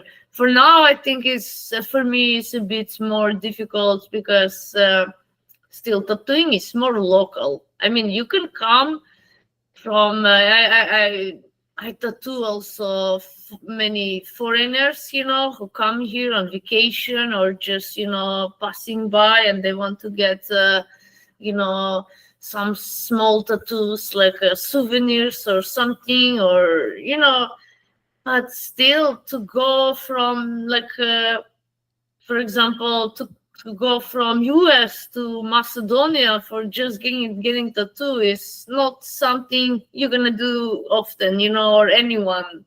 It's not that easy. So I think it's local is a bit more difficult, for uh, right now. But I hope in the future we're gonna have all the world here, and not everyone can, I mean, should do NFTs, or they don't have to do, but they can buy services, as an NFT. We don't know what's gonna happen, but yeah, I'm just. I bet you the I have a question. The digital artworks, the cyberpunk, and then all of the portraits with the splattered paint or the flowers. You created all of these? Yeah. The cyberpunk, yeah. What? Talk more about that.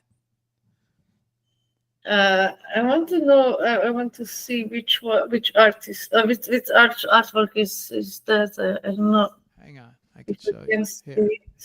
Here. Look at the screen. So these pieces that you. Aha! Hang on, let me show you some these. So that and let me. Where is it? Where are you? That. Yeah, that one is AI. Okay. This one is AI. I think I just used for the site something. These. But yeah, these are mostly for tattoos. Yeah, it's I did for tattoos with Photoshop and stuff, and it's So yeah, it's not painted all. It's not painted. These one are not like painted completely. But I have other that are painted, and the style I get to like get to over time. It came from the realistic, from realism to more comic style. Like you see now, it's more line works, and I don't know. I think I'm just, and it was not so easy to get, to because your mind is just working in that, like realistic, and and I get some courses about that, and I mean, still it was not easy to transit, but slowly I get to that. I think this last year I'm more and more into the comic style, and I love it. I mean, I love comics also, and I like how they come out. um. Okay. I gotta figure out where I'm going from here. Um.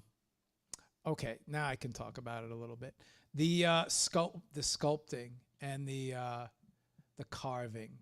What are your thoughts on that? Like, I see so many people with the clay sculptures creating characters now, and it's not only that, but 3D wise, 3D sculpting is now very big, very big. Well, all of a sudden, my feeds are all covered with 3D printers, and everybody having their own 3D businesses.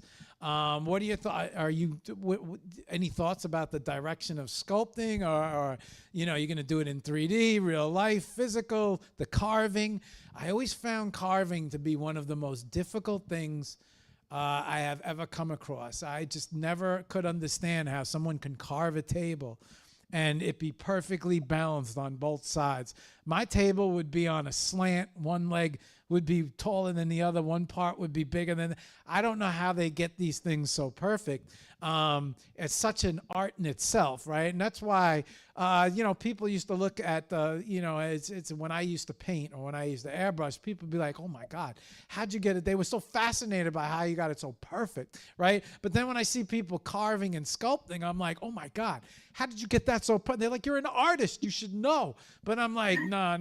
Like, how did you, but go ahead. What are your thoughts on everything? Would 3D printers in the future, characters, what are your thoughts about all of that?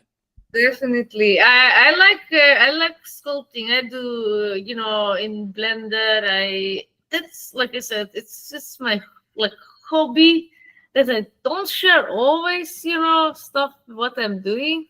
I just want to use for myself. And I don't know, it's fun. It's just fun. Vic gets more obsessed with sculpting, 3D sculpting lately. But about the carving, uh, it's not easy. But to be honest, I don't know. When I was at university, I started learning that, and when I get in the small room was that, and more people were just hitting with the hammers on that, and you're like, how I'm gonna stay in this few hours. But when you start, you Yeah, hear nothing, yeah. and it's the best feeling you can get. Like that's, I mean, now I don't have where to do that, because it's loud. You need space to do that. You need some, garage where you're not gonna bother anyone, But it's definitely the best feeling I ever get from anything. It doesn't matter what you're gonna create, just this hitting with the hammer on something, on the, oh my God, it was amazing. It was amazing. So that's why I think I can understand people who get, like in the garage or in that, house studio or whatever, wherever they're doing that. They just don't want to go out of there. Even my grandfather, he was sick when I was a little, and he gonna get a bit of power, he go outside and he's working on, whatever he was working. So yeah, it's the best feeling, definitely. But I like 3D sculpting also. I think it's, definitely the future. And yeah, I'm gonna buy one 3D printer in the future for sure. I mean, hopefully, I mean, I get friends who get addicted to that, so they just buy another printer. It's fun. It's addictive, but I think it's nice addiction. You It's see a lot of, creative. you see a lot now. I mean, I don't know what the deal is, but I got bombarded with what up, Big Money. I mean, to make sure I get their names right. Brankia, right, Brankia. Yeah, I think I'm saying that right. Your Facebook friends are tapping in and saying hello. Um, Yeah. uh, whew, so much art, so much to go over, BB. So little time. Whenever I this shows, I try to explain to everybody when they're like, "Oh my God, 2 hours! I don't know if I did," and I'm like, "Let me tell you something. 2 hours goes so fast." Especially when you're exploring an artist and talking to an artist and looking at all of their art, you have no idea how fast time flies. I'm like, it's not something that I would it's not something I would put a lot of heavy emphasis on. I'm like, trust me, the show's gonna fly quick, and especially when there's such a heavy presence of great art. Okay. What else? What else? How much further do we want to go? I'm just showing off some of your marketing. Very good marketing as well. Yeah. I think I stuck in that. Like, how about thanks? Yeah, you market well. I often say that So I've always said that I've wanted a building with a question mark spinning around on the top of it. And I think that manifestation, the brain, right, power of law of attraction, if you don't create it and show it, it doesn't ever come to fruition. You got to have something real, tangible. You got to see it, right? And so I like the way you have your art sprinkled all over the bus stops and the billboards. And so to me, it's like, yeah, make it come true, make it come, see it everywhere. Yeah, and your marketing is on point as well. Okay. Bibi, future thoughts, future plans as an artist, aside from the sculpting. Where do you see yourself? You seem to be very collections, the NFT world. How are you going to move from here? You have any plans, or it's going to be kind of like how you feel, whatever comes to you, or wherever you see the challenge? I would think that this NFT world would be one of the biggest challenges to get into. Submitting, seeing your artwork on screens, things of that nature. What are your thoughts on any of that? Yeah, I mean, I have plans also for IRL, or and for definitely with NFTs, we're gonna see. I mean, I will still go on. I have I have few collabs that coming, in near future, and yeah, definitely gonna go further. I have to drop stuff there and there because I'm also on drip, so I'm working on that. But in the more, further future, I don't know what's gonna be, but definitely, I mean, we're going forward. We're going, we are aim for success, and yeah, and me too. I mean, definitely, I am for, and that's why I'm not even rushing. I don't like to rush stuff. I just want to go slowly, but surely, slowly and surely is the best. And in a way, I know that all of us, all of us who don't give up, we're gonna be successful. Not just me. I mean, all of us. You, my friends, from FCW, other people I know. There's so many amazing people who stayed here for these last 3 years, and I believe in all of us. AI. I see that you mentioned that you dabble with it a little. Will you be including it more in your artwork? What are your thoughts on AI? AI is I use for sometimes I post stuff for my shop with some AI. I use as a reference sometimes, like the poses or maybe the colors or whatever, sometimes.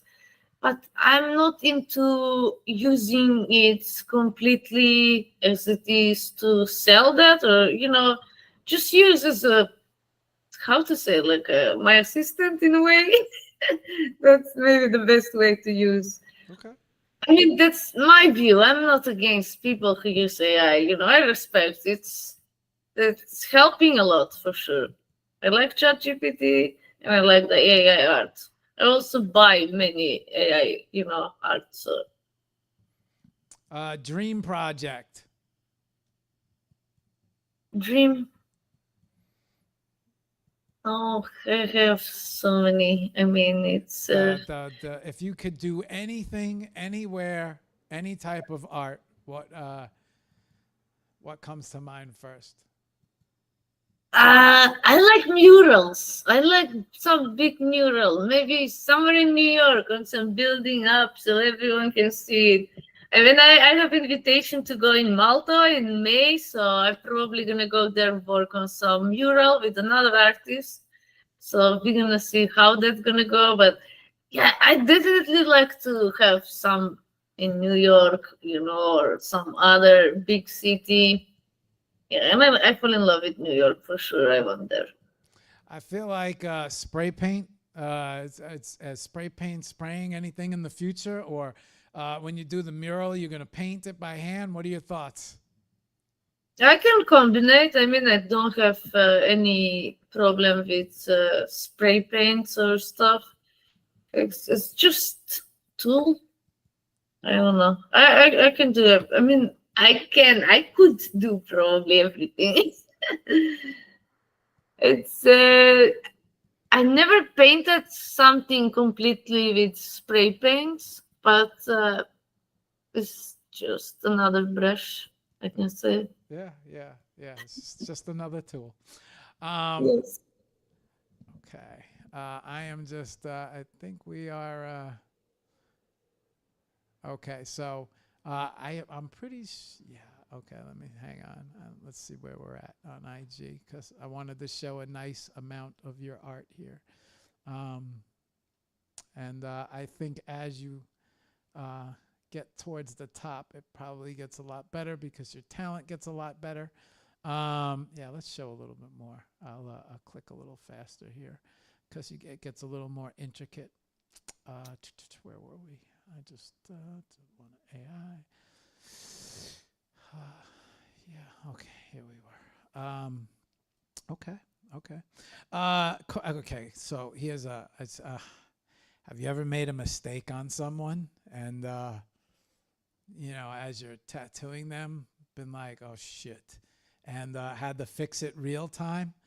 Uh, Anything like that ever Uh, happen? Or it can happen that, and sometimes the client can move when like I was doing this tattoo. It was small tattoo on the back of this girl, and she moved, and I mean the lines should be very thin, and I said now we have to do this lines thicker, because it's not gonna work. It's not gonna work like this. So yeah, I fixed that. It's yeah, it become a thicker one.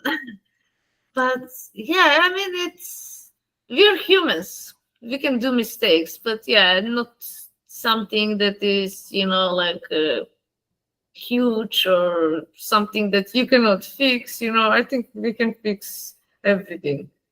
oh man, Even tattoos, yeah, we I'm can fix it. so I just came across your canvas work too, BB. We, do, yeah. Wow. Where are these canvases, BB? I have some of them here. Show some I of them, please. Can you show? Yeah. wait, 'cause I cannot bring the laptop to there, but I can take some paint. You guys are all lucky I'm an artist, and I hate to talk about my art because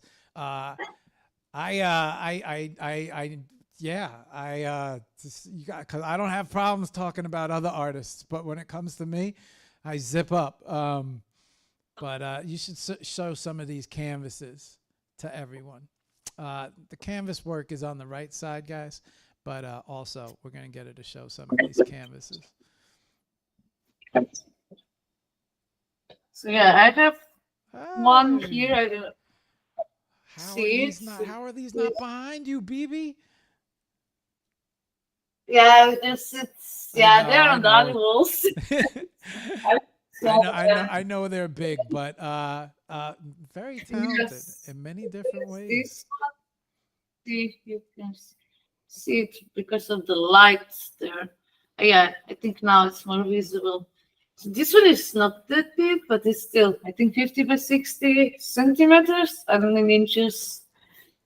So yeah, I take the smaller because there, there are some big that I cannot put in front of the laptop.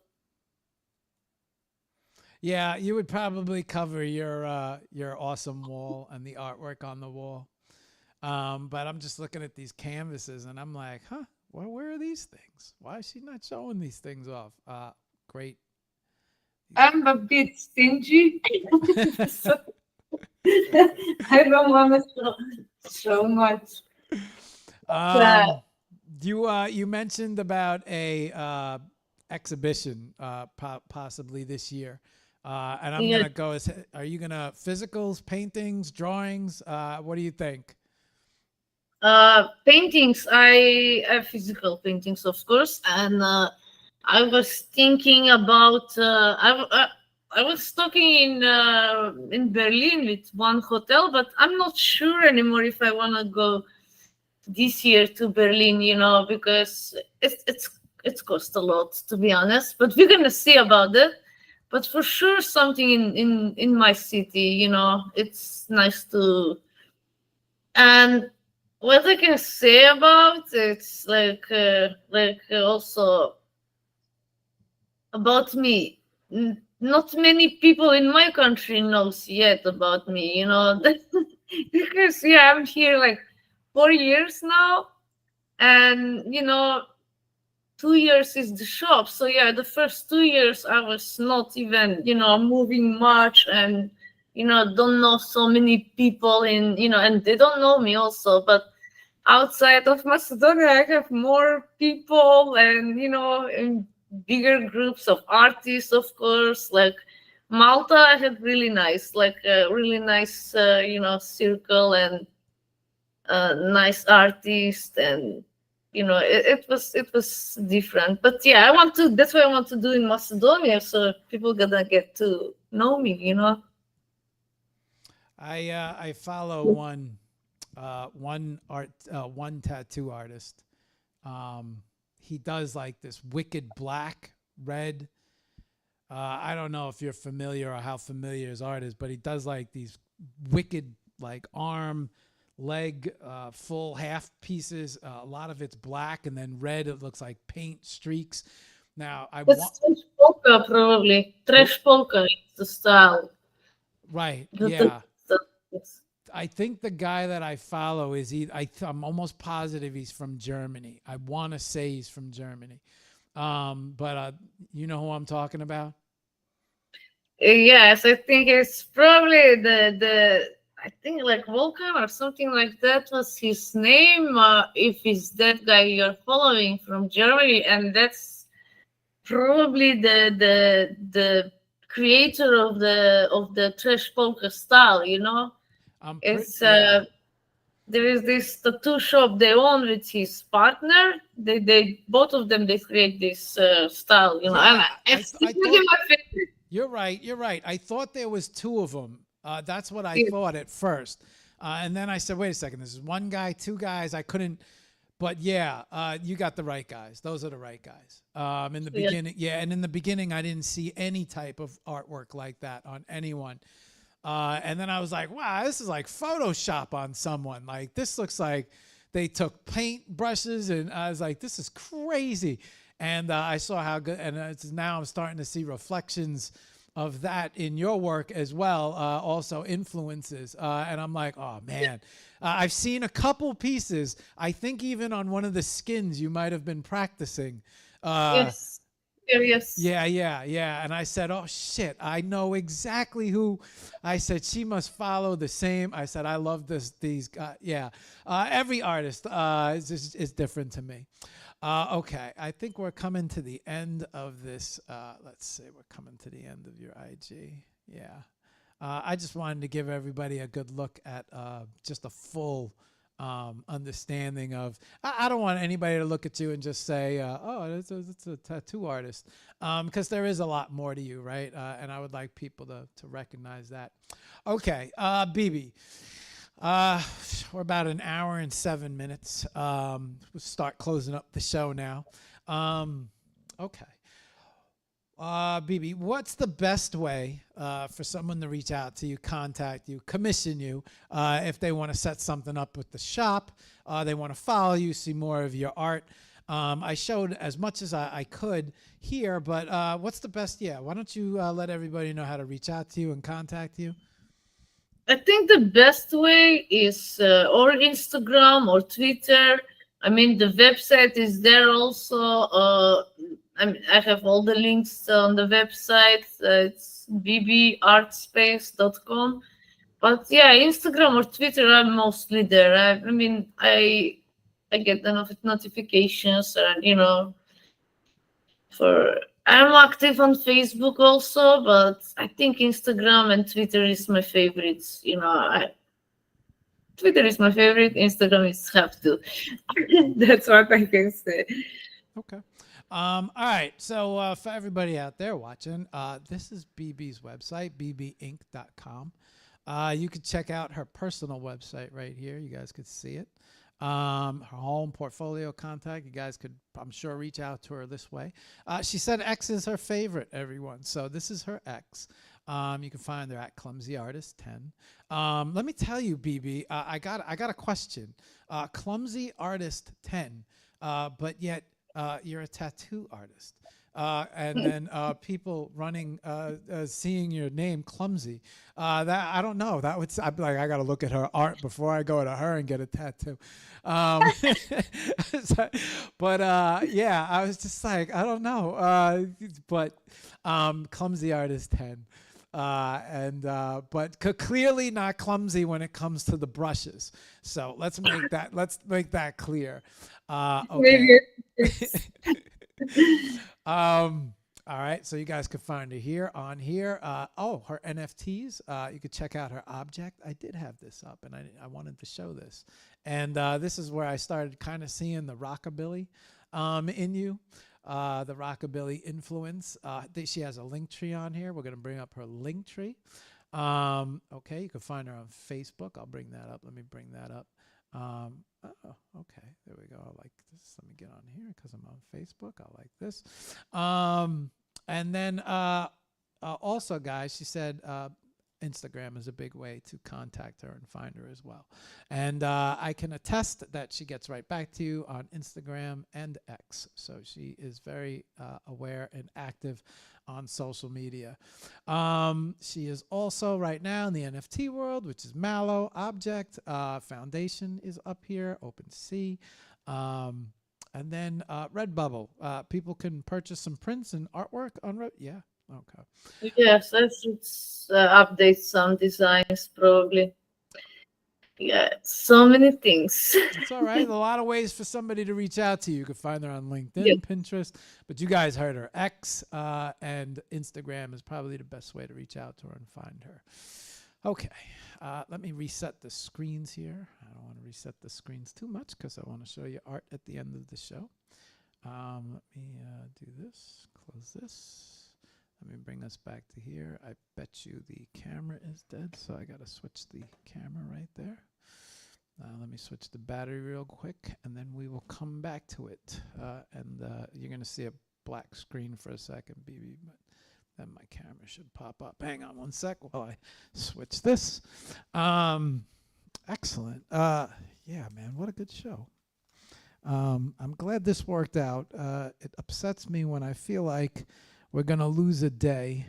And to me, it's a day of losing and getting to know a great artist, especially when I have unforeseen complications when it comes to the show. So I am extremely happy that you jumped on, BB, because I would have been upset if I didn't have a chance to produce a great show and show off another artist that I think is great, because I got to learn and meet all you guys on Wednesday, and I'm just saying to myself, like, holy shit, Mark, keep your mouth shut, because this could be easily an 8-hour show. I'll just start asking all you guys questions, and the show just will not stop. So just I got to tell myself to shut up. Otherwise, we'd have been an hour for each one of you guys. So all these community shows, I got to keep my mouth quiet.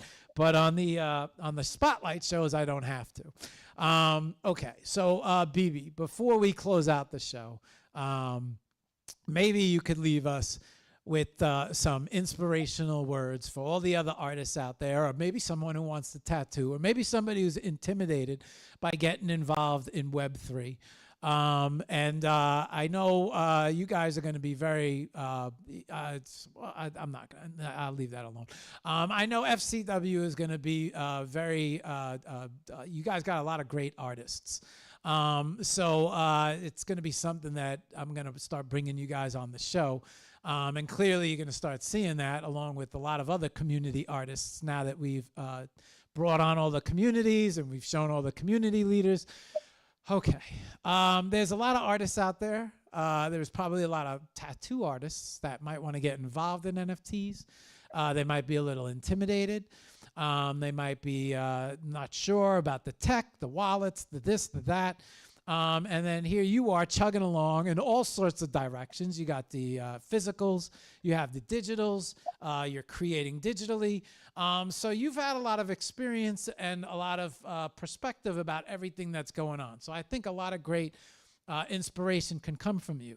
As well, you have the background that I do, where we weren't coaxed to be artists, or there wasn't that much support. But then as the world evolved and as the technology evolved, we evolved, and then we kind of changed our path into artists. So a lot of inspiration, I think, can come from you. Maybe you want to share a little inspiration, maybe some advice to all the other artists, maybe some people looking from the outside saying, I don't know if I should get involved in the NFT world. Yeah. Why don't you take her from there, Bibi? Yeah, about the NFTs, I think you cannot lose anything. You just gain so much. You gain, friends, or I mean, it's all over the globe, and also, you gain so much more audience. Like fans that maybe you're not gonna meet them on Instagram or Facebook or wherever. It's different kind of people what we meet in this space. And I don't know. It's just for in my opinion, just don't focus on the immediate gain. Just go with the flow. We teach people, we help people to learn about wallets, to learn about all these platforms. There are people who want to help you about every question you have. In NFT space, it's like a university for everything you want to learn.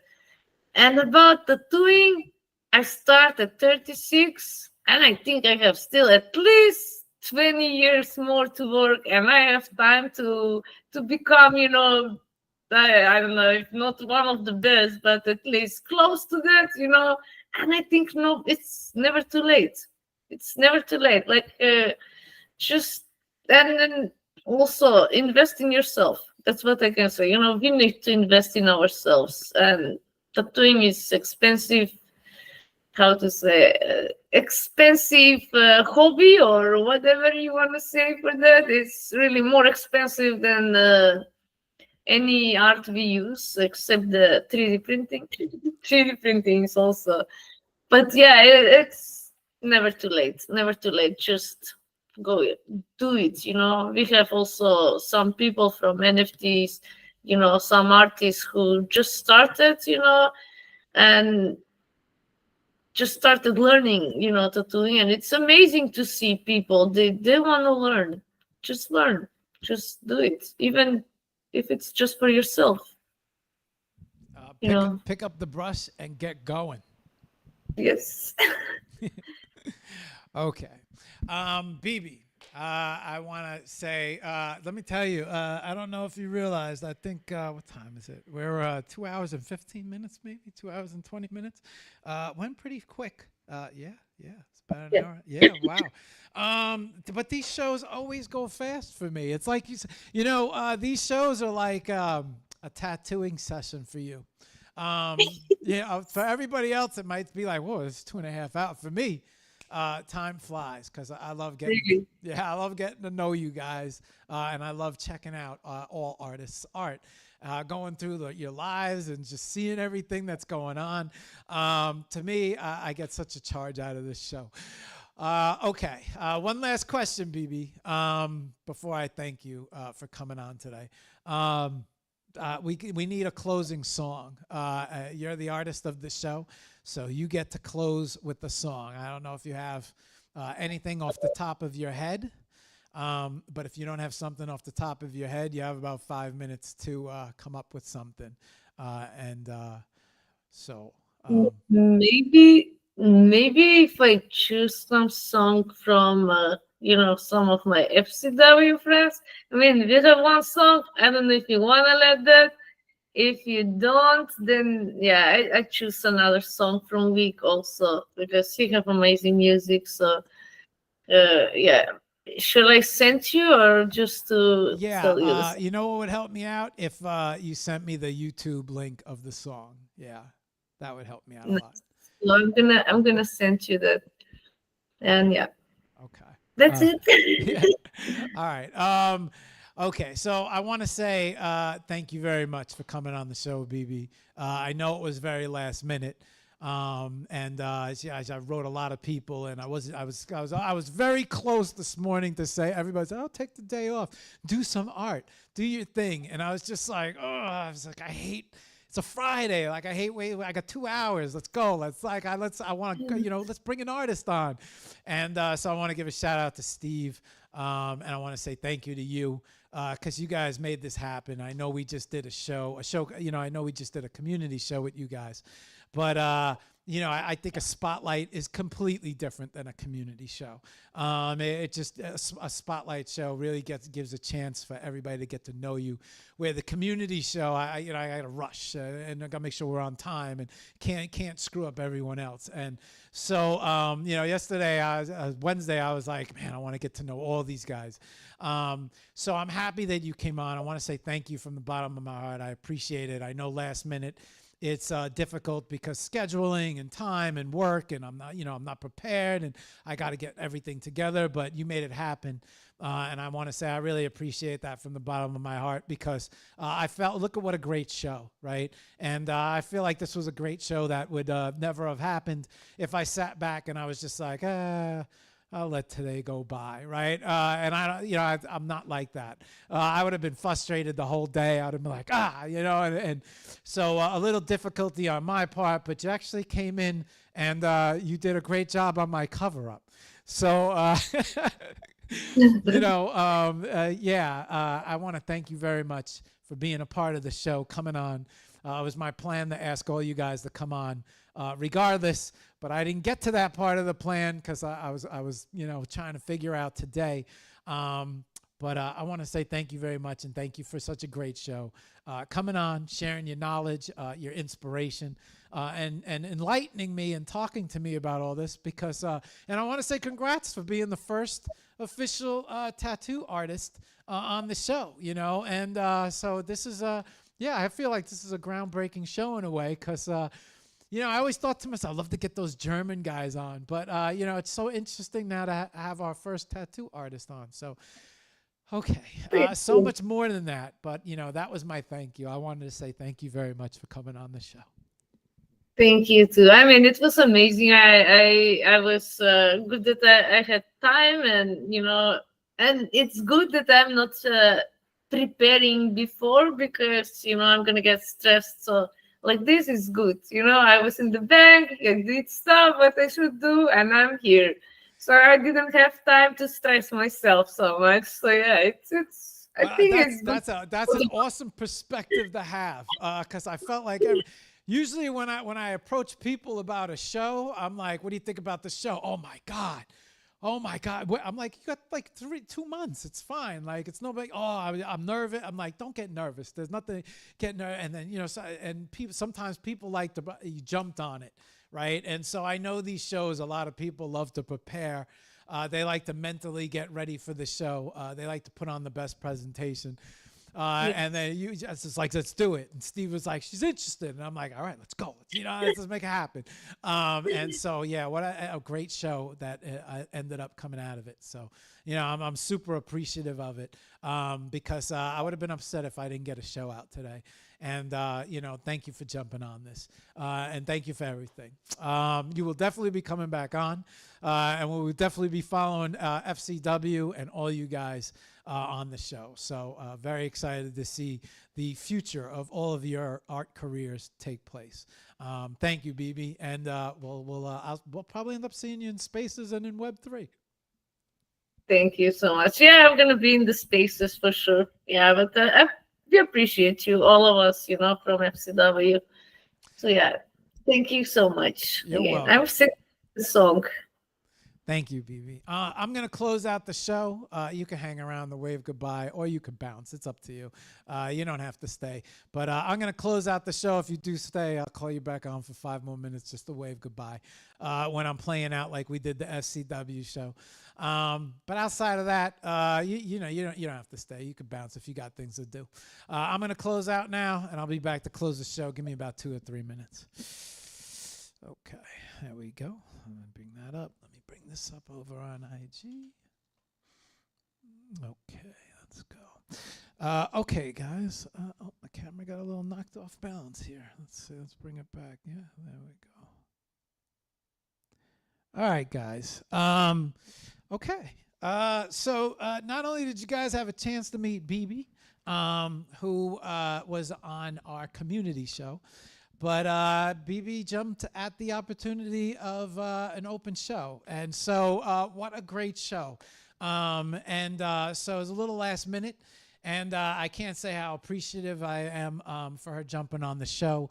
I always, I don't like missing a show because I feel like it's a good chance to bring attention and produce a good show to bring light to another artist or anything that I feel deserves attention. So I couldn't have asked. I'm very grateful that this show happened, and I couldn't ask for a better show because I was very close to calling it quits. So whenever something like this happens, it's very inspirational for me to keep moving forward. And it just says that the show has its life, and no matter what, you just got to keep pushing. They always say it's always darkest before dawn. So if you don't think it's going to work out, you push a little bit further, and you would be surprised what the universe presents you with. I woke up this morning and I pushed a little bit further, and look at what the universe presented us with. A great show. Okay, on that note, we should be in TGIF right now, but the show had to take place a little bit later just because of scheduling conflicts and last minute. So TGIF will be starting up as soon as this show ends. So I'll see all you guys in TGIF. Like I said, with my co-hosts, Sun and Alina, I do not know if Alina will be there today. Our thoughts want to go out to Alina and everything that's going on. I hope everything works out. However, we will be all over there shooting the shit on a Friday, doing horoscopes like we always do. No shill, just hanging out and bullshitting. Next week starts February, and pretty interesting. I think next week the guests are all locked. I could give you guys a rundown of next week. Hang on, let me check out really quick. Let me take a peek at the schedule, and I'll give you guys all a glimpse at next week. But I will say this, February is all locked. Next week on Monday night, we have Acid. You guys got to meet him, Derek. On the 5th, on Wednesday, we have the Win Community. And then on Friday, we get to meet Lord, who a lot of you guys met through the Vortex Community show. So, not only are you guys getting to meet the community leaders and managers, but now the artists are starting to come on as well. So very exciting as things grow. Always looking for new shows. If anyone's interested, send me a DM. If there's a show there, we'll make it happen. On that note, and we are getting March together right now. So February's full. We have March to figure out next. So I'm scheduling for March. So if anybody's interested, just hit me up and come on. On that note, that's it. That's Friday. And you guys know what Fridays are for. Friday's a good day to create art. Matter of fact, every day is a good day to create art. But even more so because you got the weekend coming. It's going to be a great weekend to create art. There isn't a minute in the day that isn't great to create art. So on that note, I'm going to head over to the computer. I'm going to send out my shout outs and my thank yous. They just keep getting longer and longer on all the medias, but I'm going to do my best to say thank you to everybody who tuned in, dropped a comment. I appreciate all you guys for making the show as successful as it is. On that note, guys, I want to wish everybody a great weekend. See everybody in TGIF, and make sure you guys create art. All right. See all you guys on the next show. All right. Let's get over here and let's say goodbye to everybody. And as I do that, we will Let's see. We'll bring up. Yeah, we go. We got Bibi. All right, we got everything up. Hang on 1 second, guys, while I say goodbye to everybody. What are we gonna do? Should we bring up Bibi's site or Bibi herself? Yeah, let's just bring up her site while we do this. Okay, so Bibi, you're coming back up on. Just be aware that you are on screen while I give shout outs to everybody.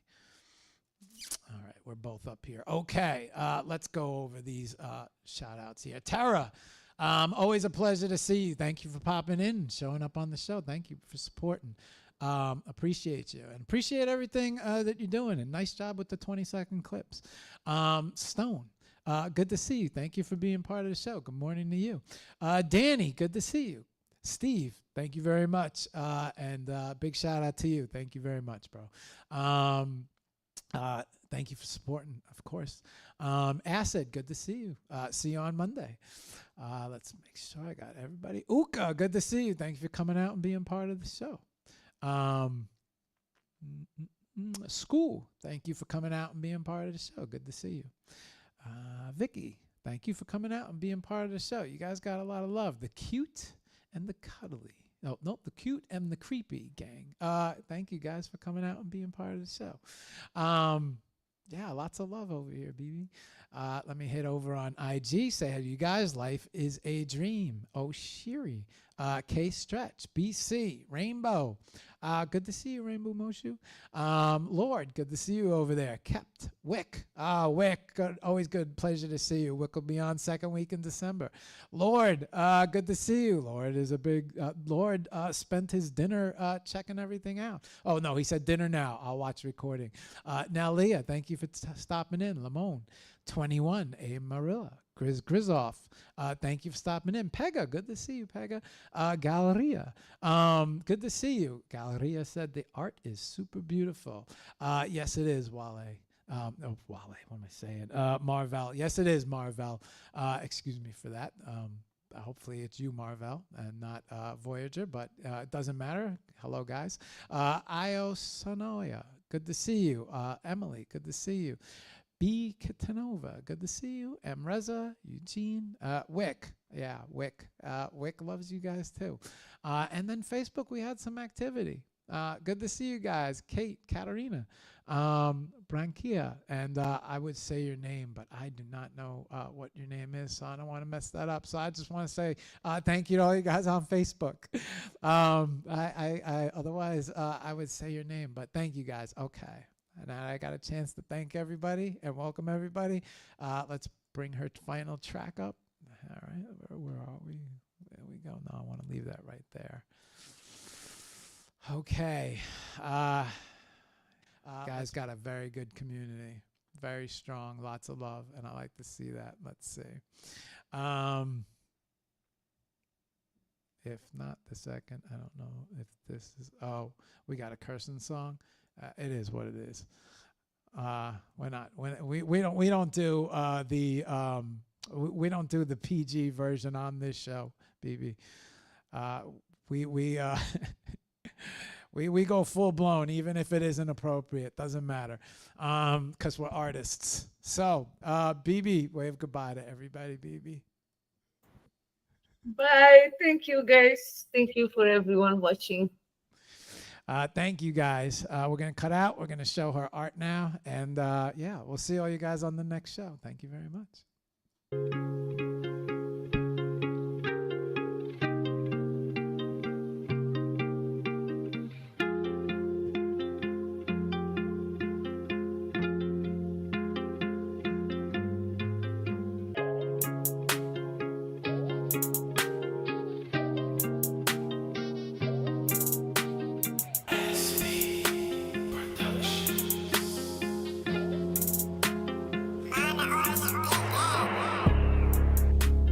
Fuck everybody that's be hating on me.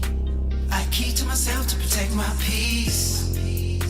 I can see it in your eyes, your jealousy. And I'm killing this game like R.I.P. Fuck everybody that's be hating on me. Your opinions really don't mean a thing. Music up, it's loud, blazing planet green.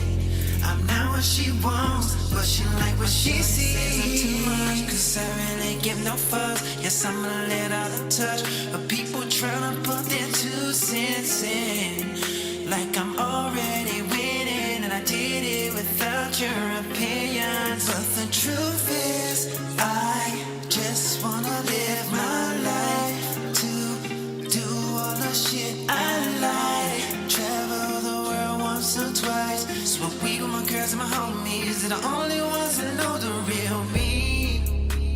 Fuck everybody that's be hating on me. I keep to myself to protect my peace. I can see it in your eyes, your jealousy. And I'm killing this game like R.I.P. Fuck everybody that's be hating on me. Your opinions really don't mean a thing. Music up, it's loud, blazing planet green. I'm not what she wants, but she like what she sees. How do you think you have the right to tell me what I'm supposed to do? Cause I don't live my life for you. That's why I say, if you have a problem with all that I'm doing, you can keep that shit up to yourself. Fuck everybody that's be hating on me. I keep to myself to protect my peace. I can see it in your eyes, your jealousy. And I'm killing this game like R.I.P. Fuck everybody that's be hating on me. Fuck 'em. Your opinions really don't mean a thing.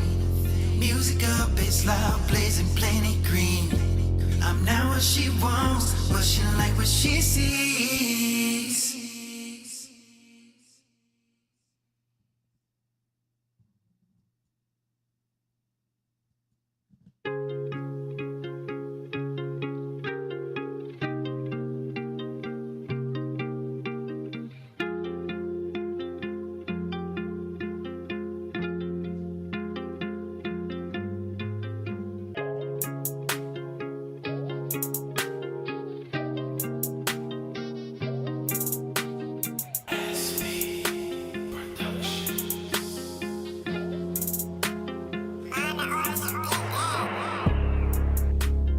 Fuck everybody that's be hating on me.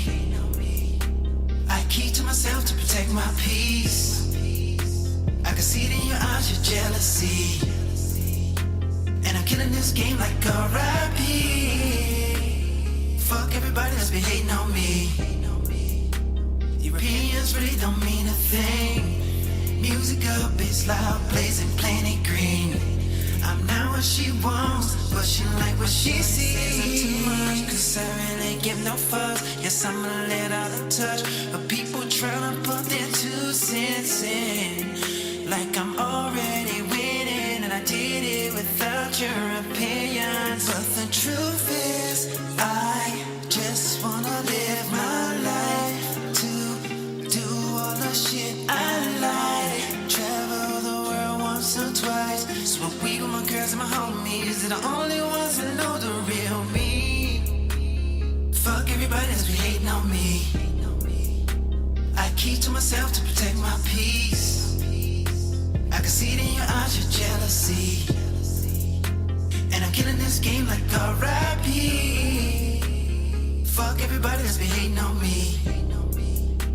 Your opinions really don't mean a thing. Music up, it's loud, blazing planet green. I'm not what she wants, but she like what she sees. How do you think you have the right to tell me what I'm supposed to do?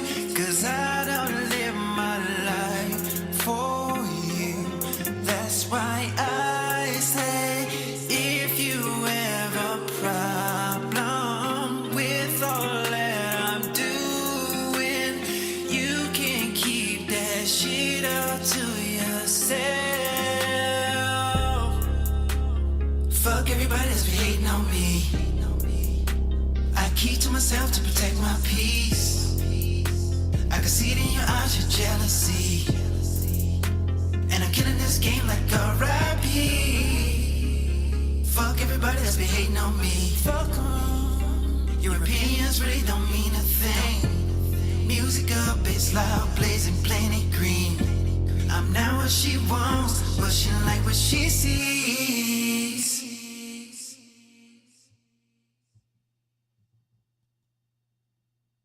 I want y'all to have a very good weekend, a very great weekend. Don't forget to create art. It's a good weekend to create art. And I'll see everyone on the next show. That was a damn good show. See everybody on the next one. Peace.